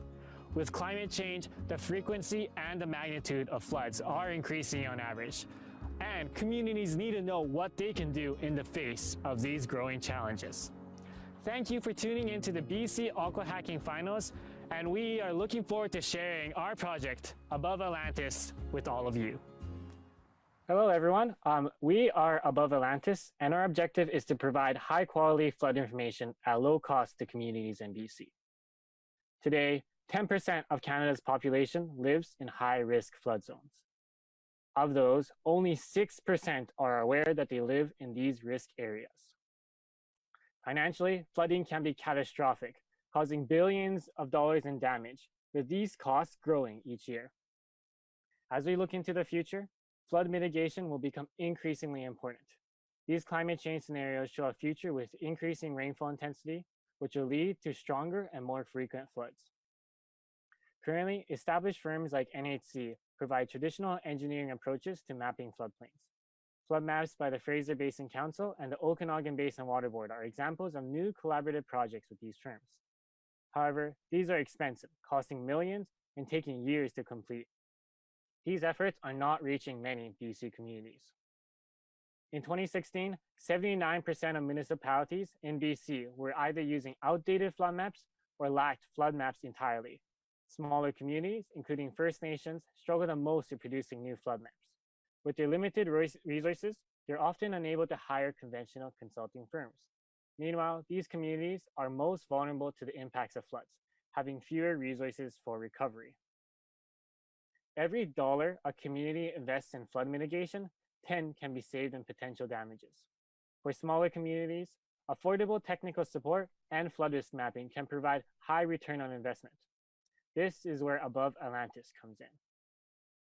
Overall, we found that the lack of flood risk communication is the result of 3 issues. 1, existing flood information is scattered between entities, making it difficult to find. 2, the terminology and concepts used for technical flood maps pose a knowledge barrier to the general public. And 3, many communities lack the flood maps themselves, as well as the input data required to produce them. And thus, to address the problem landscape, we have categorized the solutions into 4 services. Data cataloging. We'll develop a centralized resource for users to be directed to existing floodplain data. Data collection. We can collect less data due to the lower input requirements for a flood model. Flood modeling. We'll develop a simpler and more efficient flood model that lowers costs and increases flexibility. And data visualization. We'll prioritize effective, intuitive communication of flood information using revised language and 3D visualization. With our solution, we'll address the barriers facing small communities in BC. Our data catalog will address scattered information. Our visualizations will make the knowledge and language of floods more accessible. And our efficient data collection and flood modeling methods will fill the lack of data. Ultimately, engage the public in effective flood mitigation. To provide these solutions, we employ a number of technologies. Services like AWS allow for affordable server hosting and control. Consumer drones are inexpensive and can be equipped with cameras and sensors to easily conduct precise remote surveys. The data can be fed into new models like the HAND model, standing for height above nearest drainage. It provides a cheaper and simpler approach that can be paired with machine learning on historic flow data to produce very accurate maps. And finally, software like Blender and Unity can be used to produce dynamic interactive visualizations that create an online experience that can be easily shared and understood. And so for our demonstration, if you'd like to explore it yourself, you can actually go to aboveatlantis.com/app. And so this here is what the end user will be able to see with our visualizations. As you can see, the visualization is fully interactive and dynamic. You can move around, zoom in and out. And also, the user is able to dynamically adjust the flood levels. So we have a slider here, and this poses a much better visualization of flood impacts on a community. These visualizations can be the output of our flood models, or we can plug into existing flood models and flood maps to provide these visualizations. And so our services are designed to be packaged independently to market at varying price points, ranging from $5,000 to $50,000. At the lower end, we can provide basic services like map digitization. At the higher end, we'll provide a full suite of services. These price points are intended to be lower than conventional firms. Here's an example how we can partner with a municipality to provide our services. The Union of BC Municipalities administers the Community Preparedness Fund, which is used for investments in flood mitigation and planning. We'll collaborate with the municipality to submit an application for this grant. And once that grant application is approved, we'll receive the first half of our funding to initiate our services for the municipality. And we provide the services. And following the delivery of that service, we'll develop we'll deliver a final report to the UBCM. We'll then receive the latter half of our funding. This means, to be clear, the municipalities that we provide services for actually do not need to pay for our services and can find funding from other areas. In our first quarter, we'll be focused on developing and verifying our flood model, and our main expenses will be in wages and server costs. In our second quarter, we'll deploy our processes to the cloud and refine our data collection methodology. Here, we'll seek to secure our first clients. Our second quarter revenue will be from our smaller services. Our main expenses will be towards wages, marketing, and hardware rentals. In our third quarter, we'll be preparing a complete solution package to apply to CEPF with clients. During this quarter, we'll also receive our first funding from this grant. The most significant expense will be from marketing, since we'll produce our services at a greatly reduced cost to attract the first clients. And in our fourth quarter, we'll be focused on delivering the first of our large projects. Now the costs are more representative of our sustained business model and focused on our client's product and the acquisition of new clients. As we build a reputation and reduce our costs through acquiring our own hardware and automating our tasks, we'll be able to increase our profit margins while simultaneously offering our services at a lower price to customers. So this graph here is a cost, revenue, and profit per client. With the initial support from AquaHacking and MyTax, we'll be able to end our first year with a modest net profit of $24,750. Back to the bigger picture. So many communities in BC are at risk of floods. We need our support, and it is Above Atlantis' goal to make communities more resilient and empowered in the face of these floods. I encourage you all to check out our website, aboveatlantis.com. So I have a question. I'm going to break this down. So you're trying to create flood maps, and you've got some technology where you're going to be putting in new data that you collect. But if I recall from your materials, you are also approaching others to secure existing data to help you build the flood maps. And so if I'm correct, that's what I thought. So explain to me why they would give you that data. And I'm jumping because a lot of other organizations have worked very hard, have had to compete and find money to get their own data. And explain to me why they would give it to you so you can build a business off that. So the current situation with data sharing in British Columbia is, it's a lot of it's closed. A lot of municipalities are like holding on to it because like they've received the funding competitively. But there's a movement right now to work towards establishing an open catalog to some of those data sources. So there's potential in the future that things will be more open. In terms of our business in particular, we are planning to be sort of a directory rather than like a repository of data. So being like, yes, this data exists and someone over there has it, you can go contact them and pay for it if you want, or if you judge it's too expensive, then you can make it yourself. But like, people don't even know where to start looking. Like, they don't even know that the data exists at this point for a lot of municipalities and communities. So that's a very first step that we have to do, because we don't want to waste our time like collecting data that already exists, right? So just to lay sort of the ground base, the foundation to this, we're going to be figuring out what data already is out there.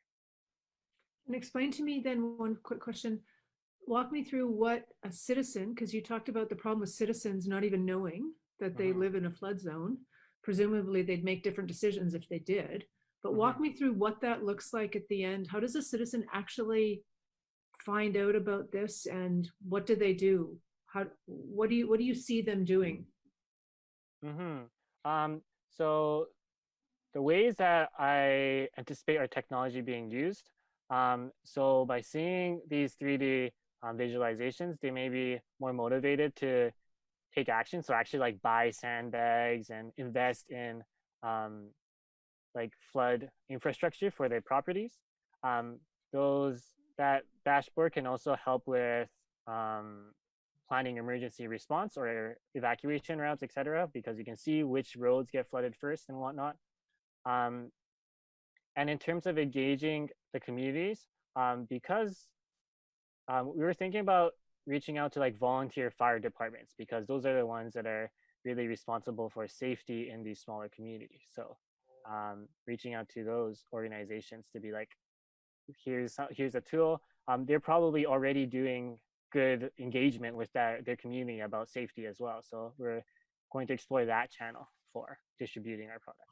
It's like you've almost got something that's a little bit less expensive than what's available, but maybe it's good enough. I'm wondering if I'm right in that. Maybe you could, answer that question first, please. So the hand model, that aspect is definitely along those lines where it's, of course, when you put in lots more data, lots more expenses, smarter people, you're going to get a better model, right? But it takes a lot of money and effort to do that. So the hand model makes the data input cheaper and requires less technical ability to put into place. Another advantage it has fundamentally over traditional models is that it's quicker to compute.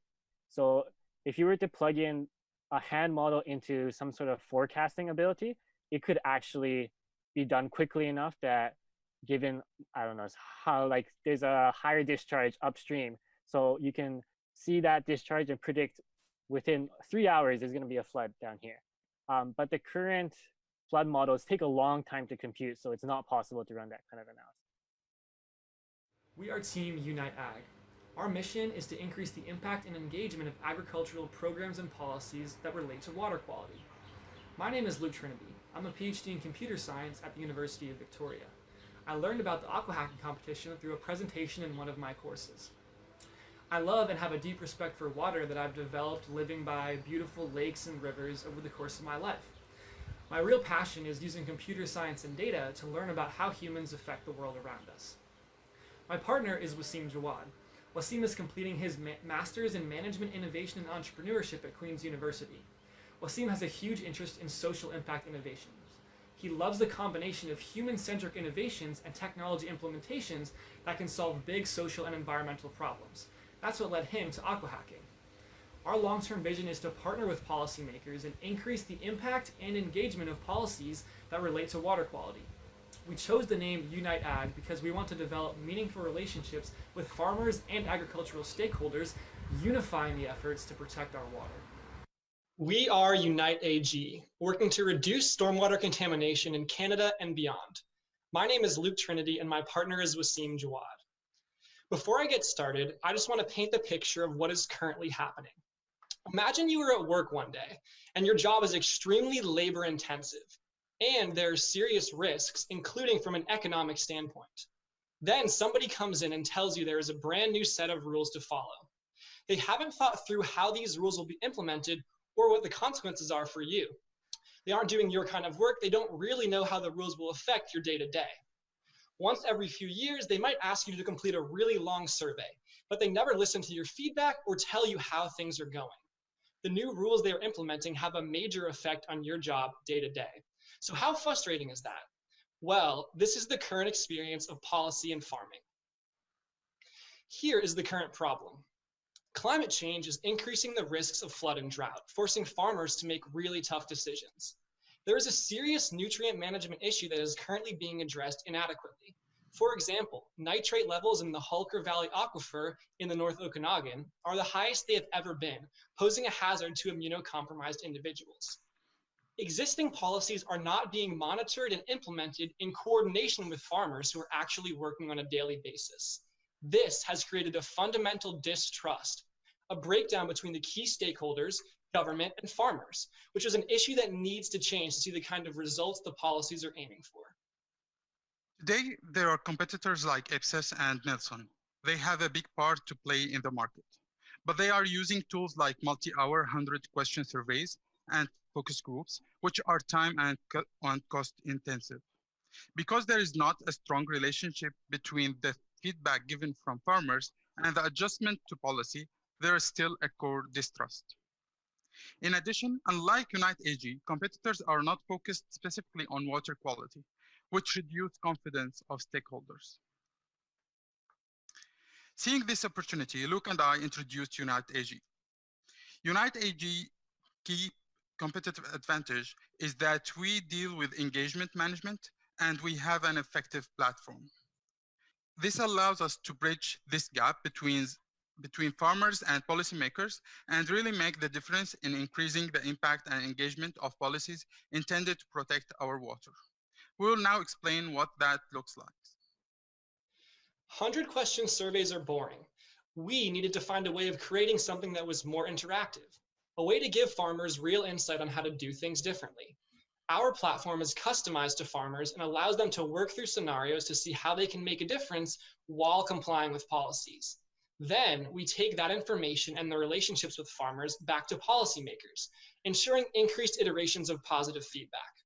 Unite AG is positioning ourselves as a research partner to the policymakers, as well as an implementation partner to the farmers. This long-term approach is just not done today and is poised to create a win-win situation for farmers and policymakers. All this means more impact, because if we see improvements on the policies matched with increased engagement, we are confident we can see an increase in the water quality and improve the sustainability of this invaluable resource. So how do we make money? Well, we go through a very simple process where we outline the variables that are needed. An example of a variable is farmer willingness to use wheat in crop rotation. We have a continued group of stakeholders that we work with for the long term. We build an interactive model based on the variables identified with our stakeholders. The farmer receives a benefit, and then we bring back the outcomes to the policymakers so adjustments can be made. Our model is priced by variable because we know that the variable's input and the outcomes are related to the effort involved. We charge usually about $3,000 per variable. Any given contract is about 10 variables or more, with an average contract of $30,000. In North America, there are 98 regional agricultural offices. 32 of them are focusing on water quality related policies, meaning they are our target market. In Canada, the environmental consulting industry was worth $2.6 billion last year. 26 million was related to developing new environmental policies and 963 million related to assessment and auditing. But it will take a great team to do this. Here is our team. One of our co-founders is Luke Trinity. He recently began as a PhD student in computer science and at University of Victoria. Previously, he completed his Master of Science at the University of Vermont, where he learned about agricultural concerns related to water quality. The other co-founder is myself, Wasim Jawad. I'm completing my Master's in Management, Innovation, and Entrepreneurship at Queen's University. I have a huge interest in social impact innovations, and I bring to the team the business experience. To round it out, because we are so early in stage, we have a group of advisors. Alyssa Farr is our business development mentor. She has extensive experience with social enterprise businesses and is the CEO and founder of Test Advisor. Dr. Scott Merrill is a research assistant professor at the University of Vermont. He has a background in ecology and is the managing director of the Social Ecological Gaming and Simulation Lab. Finally, Jean-Paul Shears, the Associate Director of Center for Business Venturing at Smith School. Together, we believe it will be possible to successfully gain traction and enter the market. Unite AG is currently in the first phase of development. At this stage, we are putting our team together so we have all necessary roles accounted for. We are also working to assemble a network of contacts with agriculture associations. Finally, we are conducting preliminary requirements discussions with agriculture stakeholders. Already we have 2 potential clients, and the money from AquaHacking will allow us to subsidize pilot programs and gain important market traction. There were so amazing solutions in the challenge tonight, and each one of them might become a policy or engaged with one in the near future. We are happy to offer our solution to AquaHacking network and willing to be part of solving the water issues. We really appreciate the opportunity. Thank you so much. I have a question. I'm just curious, I'm not quite clear if the solution you're providing is a consulting service, like you're bringing people together, or do you actually have an online platform that is bringing people together that you've tested with farmers? And that's a great question. So you're right that we are going to be collaborating and partnering with policymakers. And then the other part of what we're offering as our solution is that engagement management. So we're going to be the ones reaching out to farmers and collecting data, building those relationships. Your customers will be basically the policymakers, those agencies that you talked about. Is that correct? They will be the ones paying you. Right. Okay. And have you already started to talk to them, or where are you in that kind of customer validation phase? Yeah, great question. We actually, thanks to AquaHacking, in our first semi-final, we get the attraction from Ontario Agriculture Ministry, and they contacted us through AquaHacking, and we started now the communication with them in the first phase of gathering what their requirements or what the policy they are dealing with now, and we are dealing with few others opportunity we are discussing with the policy managers here. And if I understand correctly from previous questions and answers, you're not actually building a platform, so you could actually be starting to do that consulting service right now if you wanted to. Is that correct? Or you're still building a platform where you can feed in the data and some outcomes will come out? That's a really great question. So our platform is, I would say, 90% operational. It's the customization and the tailoring, that last 10% where we talk to the policymakers and figure out exactly what they want to be targeting for their feedback. And so we think that with the seed money from AquaHacking, we could run 2 to 3 pilots in the next year. It is a very big issue, and certainly one that needs that stakeholder involvement. Though it can be tricky to get the stakeholders engaged. What's been your experience so far with the outreach to the community, the farming community in particular? That's a really great question. And we know that one of the toughest parts of this is the stakeholder engagement, because, oftentimes farmers are resistant to technology or reaching out. So we're developing a good network through our contacts, through different agriculture organizations.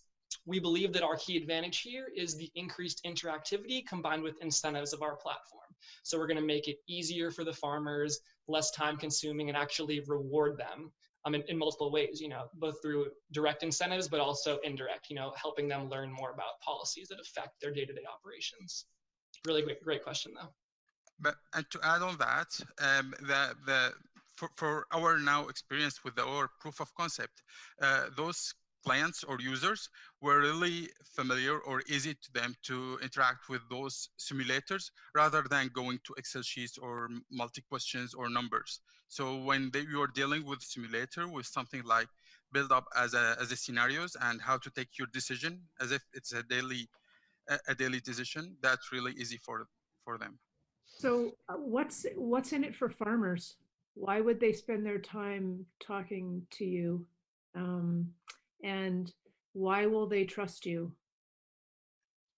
Really great question. And so one of the things that I want to talk about is that this is very futuristic idea, but now really is the time to invest in this area, especially with everything going on with coronavirus. We know that social distancing and reaching out remote is more important now than ever.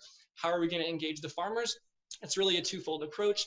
The first one is the increased interactivity. So the way that we're going to reach out is very different than a traditional survey. It's more fun, it's interactive. There's elements of chance involved, and also through incentives. So we're really going to incentivize them to participate, and not just participate, but incentivize them to really think through every decision that they're making. That's part of how our platform works. Wow, what amazing solutions. Thank you to all the teams and congratulations on the excellent pitches. I know you put a lot of work into these. Now, audience, please enter your vote for your favorite pitch and take part in awarding an extra $1,000 to the team with the most votes. I would now like to welcome back one of our judges, Paul O'Callaghan, with his colleague Aoife Kelleher, to provide us with their insights about water technology and entrepreneurship through a keynote presentation, Brave Blue World, the importance of storytelling and rethinking the water industry.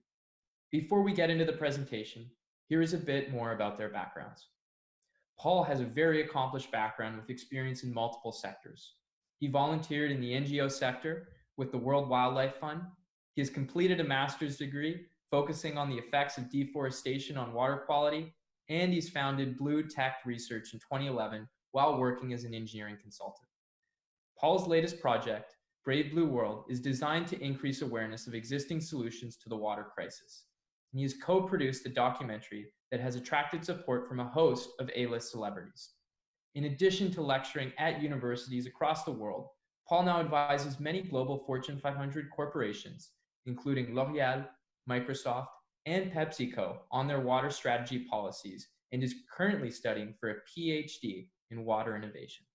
Aoife is a water technology research analyst at Blue Tech Research, and she has a diverse background in field, laboratory, and database research within water, hydrology, water technologies, energy, botany, and soil science.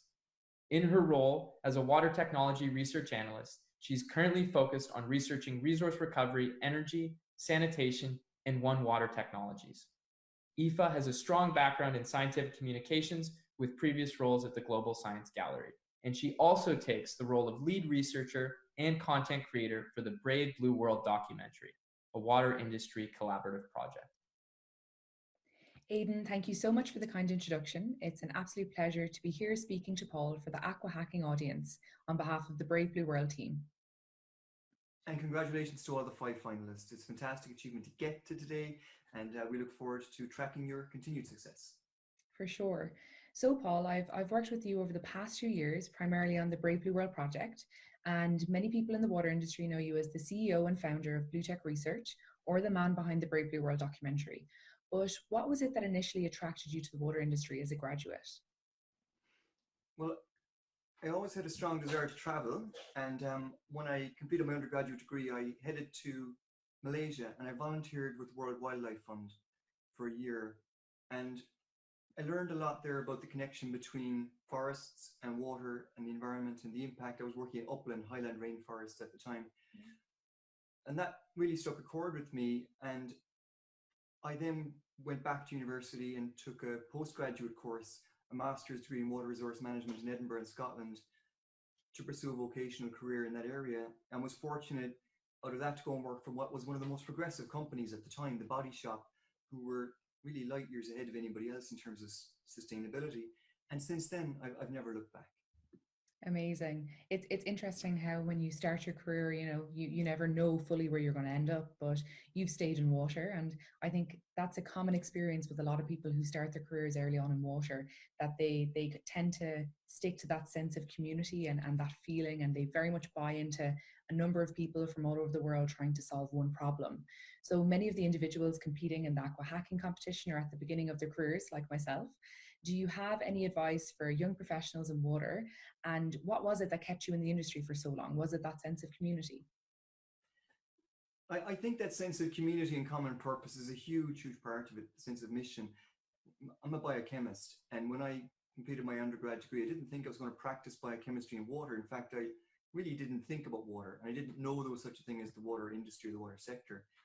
And many people who happen upon this sector are like that. They may come from finance, information technology, biotechnology, advanced materials science, robotics.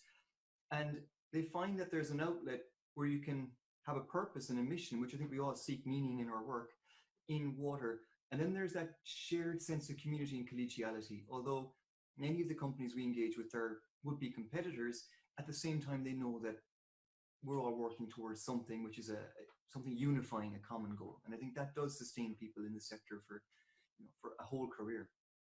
Absolutely. So from biotechnology to Water in the Body Shop, and then to Blue Tech Research, and now finally to Brave Blue World, we were delighted that AquaHacking approached us to incorporate a screening of the documentary into this event. So I worked on the Brave Blue World project as well as the lead researcher, but maybe Paul, you can explain to the viewers where the idea for the documentary came from, as you know, we're both scientists, and what were the aspirations behind this project initially. Yeah, look, like a lot of things, it happened overnight after 10 years. It had been building for quite a while in my mind from different experiences I'd had. A few years back, I was contacted by the Discovery Channel, and they were doing a series on inventions, all sorts of inventions. And one episode was on water technology, supercritical water oxidation. And I jumped in with 2 feet. I knew that they weren't going to knock again. And I loved it. I loved the experience, and I loved how it appeared later on as a really engaging piece. And I went, wow, you can really make this stuff cool. And then as I went through the next few years, I could see all these different stories that I was seeing that were somehow tied together in a common narrative. And I could also see that there was a bit of a gap in people's awareness of water. And I thought that this could be a fabulous medium to reach a large number of people and get them engaged. Absolutely. And you talk about that level of awareness. And when we were traveling for the documentary, going to all these various locations, looking for stories to tell to the public, one of the places that we stopped in was Singapore. And you often use this example of the taxi driver analogy to talk about the effect that you can have as a country with your general public when you communicate with them effectively about water. Yeah, that was something always struck a chord with me. Traveling around the world, some places have great water challenges, but they also achieve incredible things in solving those challenges. And when I thought about it, I think a real common denominator was people. And you know, that story is when I hop off the plane in Singapore and I get into a cab or an Uber and I'm chatting with the driver on the way into my hotel, and I tell them why I'm in town, and we get chatting, and their eyes light up and they start telling me all about water in Singapore and how they have new water, and they're very proud of that fact. And they rattle off statistics that, you know, most people would just not be aware of. And I went, wow, how do you get to that level of engagement? And I noticed a similar pattern in places like the Netherlands, where they're underwater, or in Israel, where they grow food in the desert. Yeah. And I thought, if you can get to that place where people get an emotional connection with this, it makes everything easier. And that was really a missing link in getting effective policy, technology, and finance to all come together. And that was the real motivation for a water documentary. Absolutely. So education was really one of the fundamental reasons why you even thought about pursuing a water documentary. And one of the things that we initially spoke about when we were thinking about Brave Blue World was that a lot of these documentaries, you know, provide people with this image of doom and gloom, and they don't necessarily feel like they can be a part of the solution or a part of, you know, positivity within this industry and making a change. So that's where our call to actions for different groups of people really came in, and that was fundamental in terms of the communications on the project. So Paul, maybe you can speak to people a little bit more about the different calls to action for corporates, utilities, and young professionals, and how that initial education and understanding of what the problems are can then lead to action. Yeah, and I think, Aoife, you and I both know, and I was always very struck from your early involvement in the project, your awareness of how important it is to be able to communicate science to a general audience, and the role that different mediums can have in doing that. And I guess what we learned through the course of this film is people relate to people, and if you can humanize these stories, although they're from different parts of the world, people will relate to it. And then the calls to action might be, they think, wow, I could make a difference here. Maybe I could have a career in water. And they may not have considered that before. And the more people we can get engaged and bringing their unique, diverse skill sets and talents to bear on the problem, the better.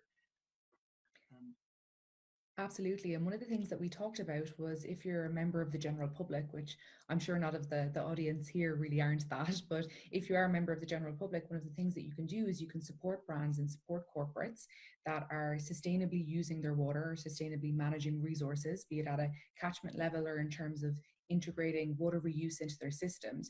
You can support those companies economically, and that's how you can support environmental causes within a corporate organization. But Paul, maybe you can speak to a little bit more the mission behind trying to get some more young professionals into the water industry and what that can potentially add.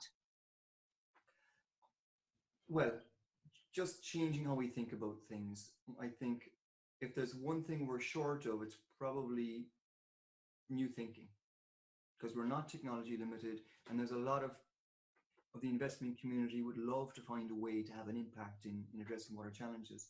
And I think young professionals in particular, they have the benefit of being, you know, somewhat of a tabula rasa. They don't have what we often call the burden of knowledge, in that it's hard to forget what you already know and you've been taught. And I think the challenge is to keep an open mind. And we've been doing things a certain way with water for, you know, well, thousands of years in one sense, and that we've been piping water since the Romans. That was the first water revolution. But for the past 100 years, we've had a very singular type of approach, and that just doesn't really work anymore. So I'd love to think that young professionals can come in and just take a really fresh look at this and say, yeah, that's crazy. Why are we doing that? Because a lot of what needs to happen is that type of thinking needs to come to bear. And people in their communities might go, yeah, why aren't we reusing the water? Like, that is such a cool and logical thing to do. And when people embrace it at that level, then it's really powerful. For sure. It's almost like the penny drops. Sometimes we maybe overcomplicate things a little bit, but you often speak also about the paradoxes in water. So can you speak about some of the paradoxes that we referenced in the documentary? It's one of the things that's fascinating about water is its paradoxical nature. I think it keeps you engaged in this subject for decades. Actually, one of the first people to comment on this was Leonardo da Vinci. He turned out had a real fascination with water and how it could be different things. It would take on the shape of the environment it was in. It could be hard, it could be soft. It could change color depending on where it was. And one of the lines someone said to me when I first got into this sector was, water has no memory. And I never forgot it, because I think we think of the fact that we've used water, but really it's all been reused. And why can you take a cup of water to the International Space Station, as we described in the film, and reuse that over and over again? And yet we're scarce. We experience scarcity here in our communities, when in actual fact it's probably more how we manage water. Absolutely. Is the bigger challenge. Absolutely. And another one of those paradoxes is, you know, the cost of water and where you live. So why is it that some of the poorest people in the world pay the most for water? And that's another topic that we touched on with the story with water.org in the documentary is financing of water. And that's a completely different story. Yeah, it's absolutely crazy to think that some people in the world where water.org work, and some of the communities that we visited in Kenya and India, are paying more for water than we're paying, and it's less quality. And that's just, you know, it's just crazy. It's paradoxical. And what water.org are doing, are they're trying to unlock that paradox and create ways that people can find new ways, innovative ways of being able to bring that power back to themselves, have access to water, and thereby get on with, you know, living their lives and having fruitful, productive lives. For sure. And as a young person, it can often feel overwhelming, but also motivating that there are lots of problems to solve in the industry in terms of rethinking and innovation and business models and whatnot. But this audience is majority young professionals or people who are earlier on in their careers in water. What advice would you give to any younger startups relating to innovation in the industry? I think differently. Understand that there is a global water crisis, that it's only going to get worse as climate change effects are exacerbated, and that no matter where you are in the world, you will likely experience it in some way, shape, or form in the next number of decades. But you could be part of the solution, and that's probably the exciting thing, I think. And it's something that we don't relate to maybe as clearly as we should. One of the things that struck me when I went to Kenya, you mentioned water.org and the paradoxes there, was I've been in the water sector for 20 years. And I don't think I really fully appreciated what it was like to not have access to clean water and sanitation until I went and I visited kids living in orphanages where they didn't have access to water, and the difference that it made to their lives when they did. And it's strange to say that, you know, you have to almost see it to really experience it. And I think we've seen that coming home to roost, though, in communities like Flint, Michigan, in the United States. So it's not as far away as we think. And just understanding that it's hyper-local, global, and you can make a difference. Absolutely. And I think that make a difference message is something that we wanted to get across really clearly in the documentary. And it's also a nice note for us to end on here. So thank you so much, Paul, for your time, and thank you to the audience and for inviting us here. We hope you all had a chance to watch the Brave Blue World documentary, and make sure to look out for our podcast, which features interviews with biospherians, astronauts, and Mr. Toilet, to name a few. And finally, we would like to say good luck to all of the finalists competing in the competition. We have no doubt that you will go ahead to have tremendously successful careers in the water industry. So thank you, and bye-bye. Bye, everyone. Thanks, Eva.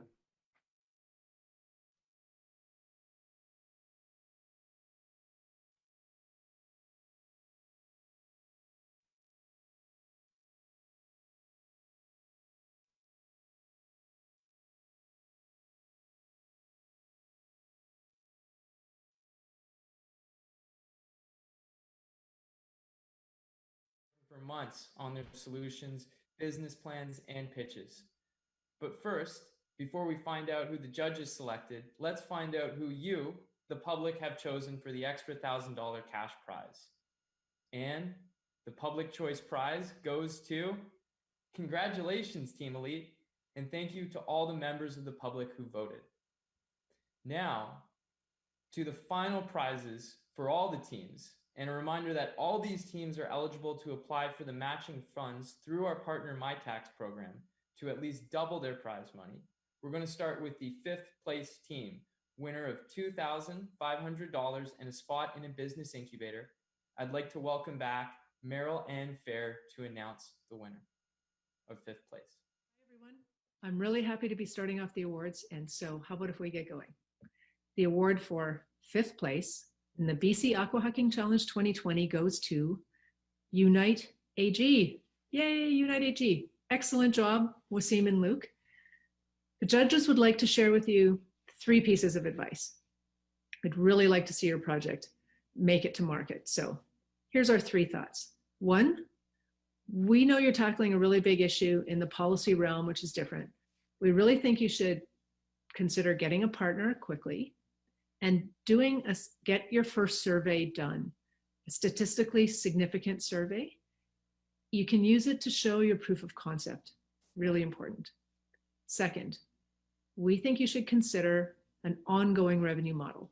First, it allows you to develop relationships with your customers, maintain them, but to use an agricultural approach to this, you've got a great germ of an idea, but you need to grow it and it needs to become sustainable. And that form of revenue model will help you do that. The third idea is that maybe you should consider thinking of your relationship between the policymakers and the farmers, and your role in it is a circular flow of information. So not only are you working with farmers to get their information to policymakers, but you're actually working with policymakers to get their information to farmers and doing it as a circular, more of a circular flow, so that it'll help you build trust both ways. And then there's something in it for both ends of your spectrum of people you're dealing with. Hope you find that information useful. And once again, congratulations, great job. Team Unite AG, congratulations. Is there anything you'd like to share?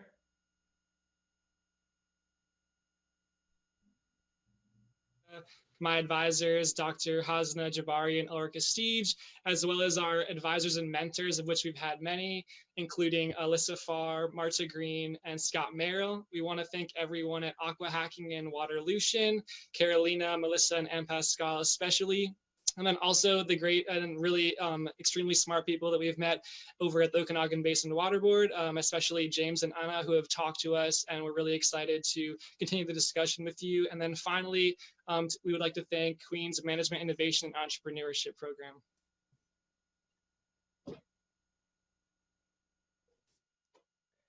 Now to announce the 4th place team, winner of $2,500 and a spot in a business incubator, is a member of the AquaHacking team, Carrie Ann Arrow. Thanks, Aidan. Hi, everybody. It was so great to be able to hear all the teams pitch, and I'm really happy to be with you now to announce the 4th place winner, which is Team Elite. Congratulations, guys.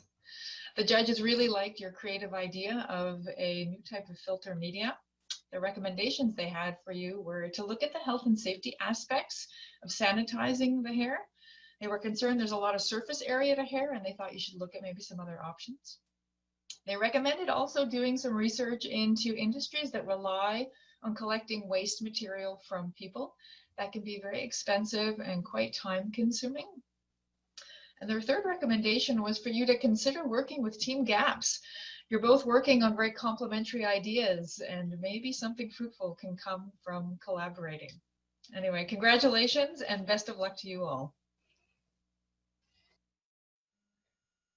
Now to announce the third place team, winner of $10,000 and a spot in a business incubator, is James Litley of the Okanagan Basin Water Board. Hello, everyone. Thanks, Aiden. Happy to be joining you from Kelowna. The team getting the third place in this competition is Team Above Atlantis. Congratulations. As with all the teams, the judges wanted to provide you with some feedback. They wanted you to know that the problem you're trying to address is very important, and they liked your proposed approach. They think that you should consider limiting your minimum viable product to begin with and look to expand in the future. Your current market offering proposal is going to take a lot of capital and human resources to get going, so think about how you can start small and build up. They would also like to see you do more research on data availability and data sharing agreements, as this is particularly a complex issue with a lot of barriers. Finally, in your valuation, you had 30% of your money going to marketing. The judges think you should shrink this percentage and put more into product development and sales. Once again, congratulations, Team Above Atlantis. We look forward to seeing the development of your solution and your business. Now, Team Above Atlantis, congratulations. Is there anything you'd like to share?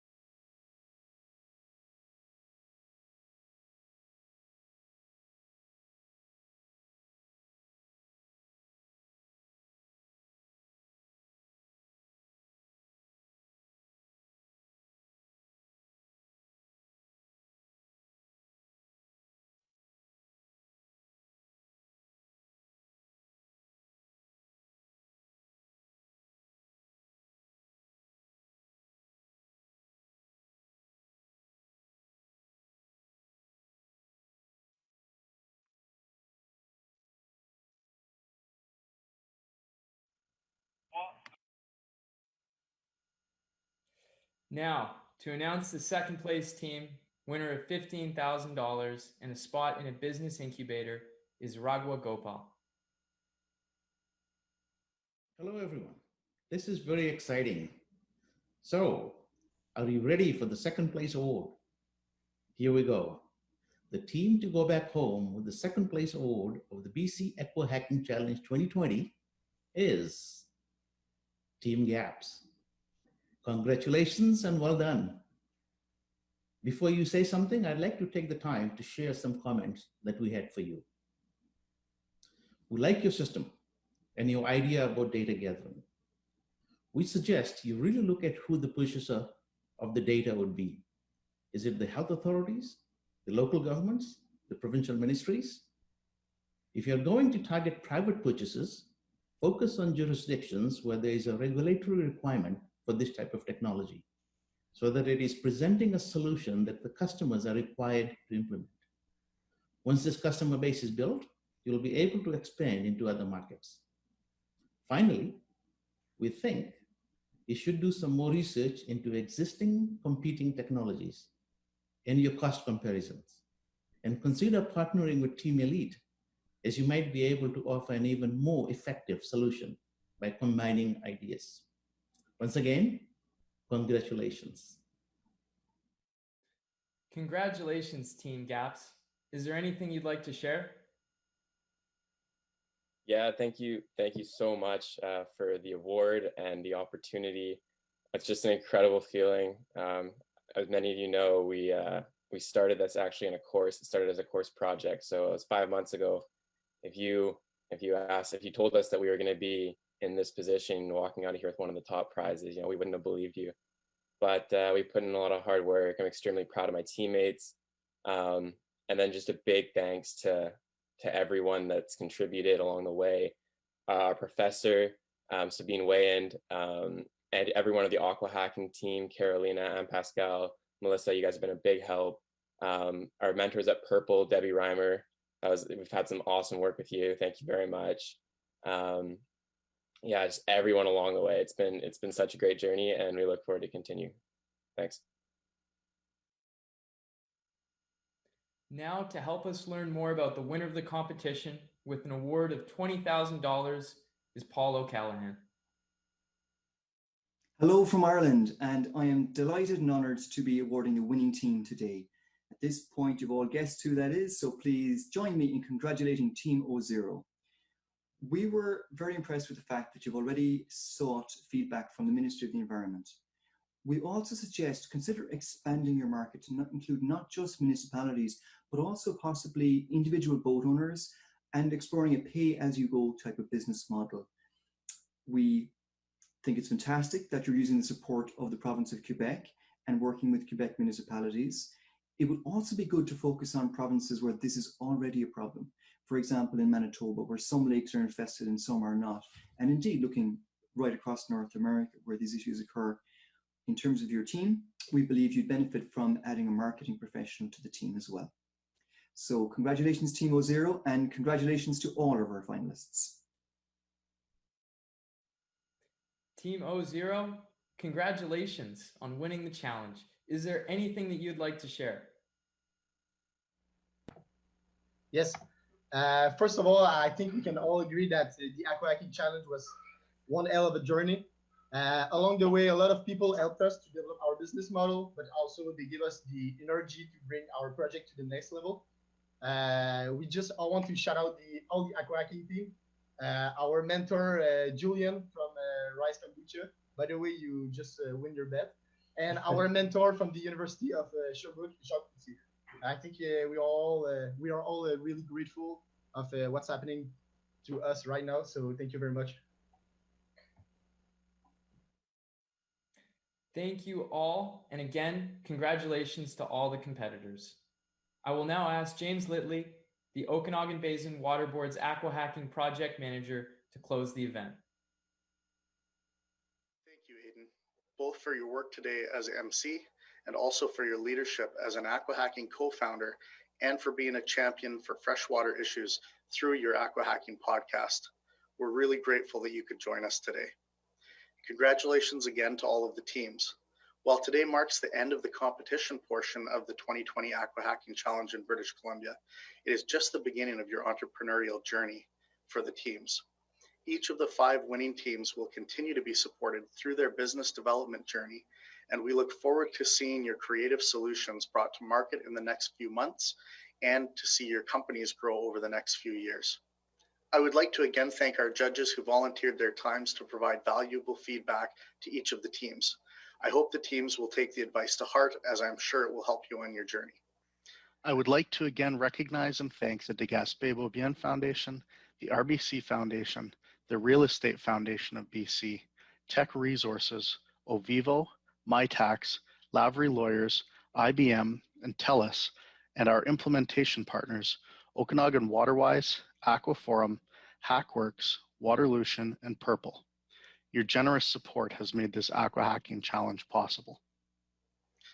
I would also like to recognize the contributions of our advisory committee, who have been volunteering their time since June 2019 and have provided great advice and guidance to make this challenge a success.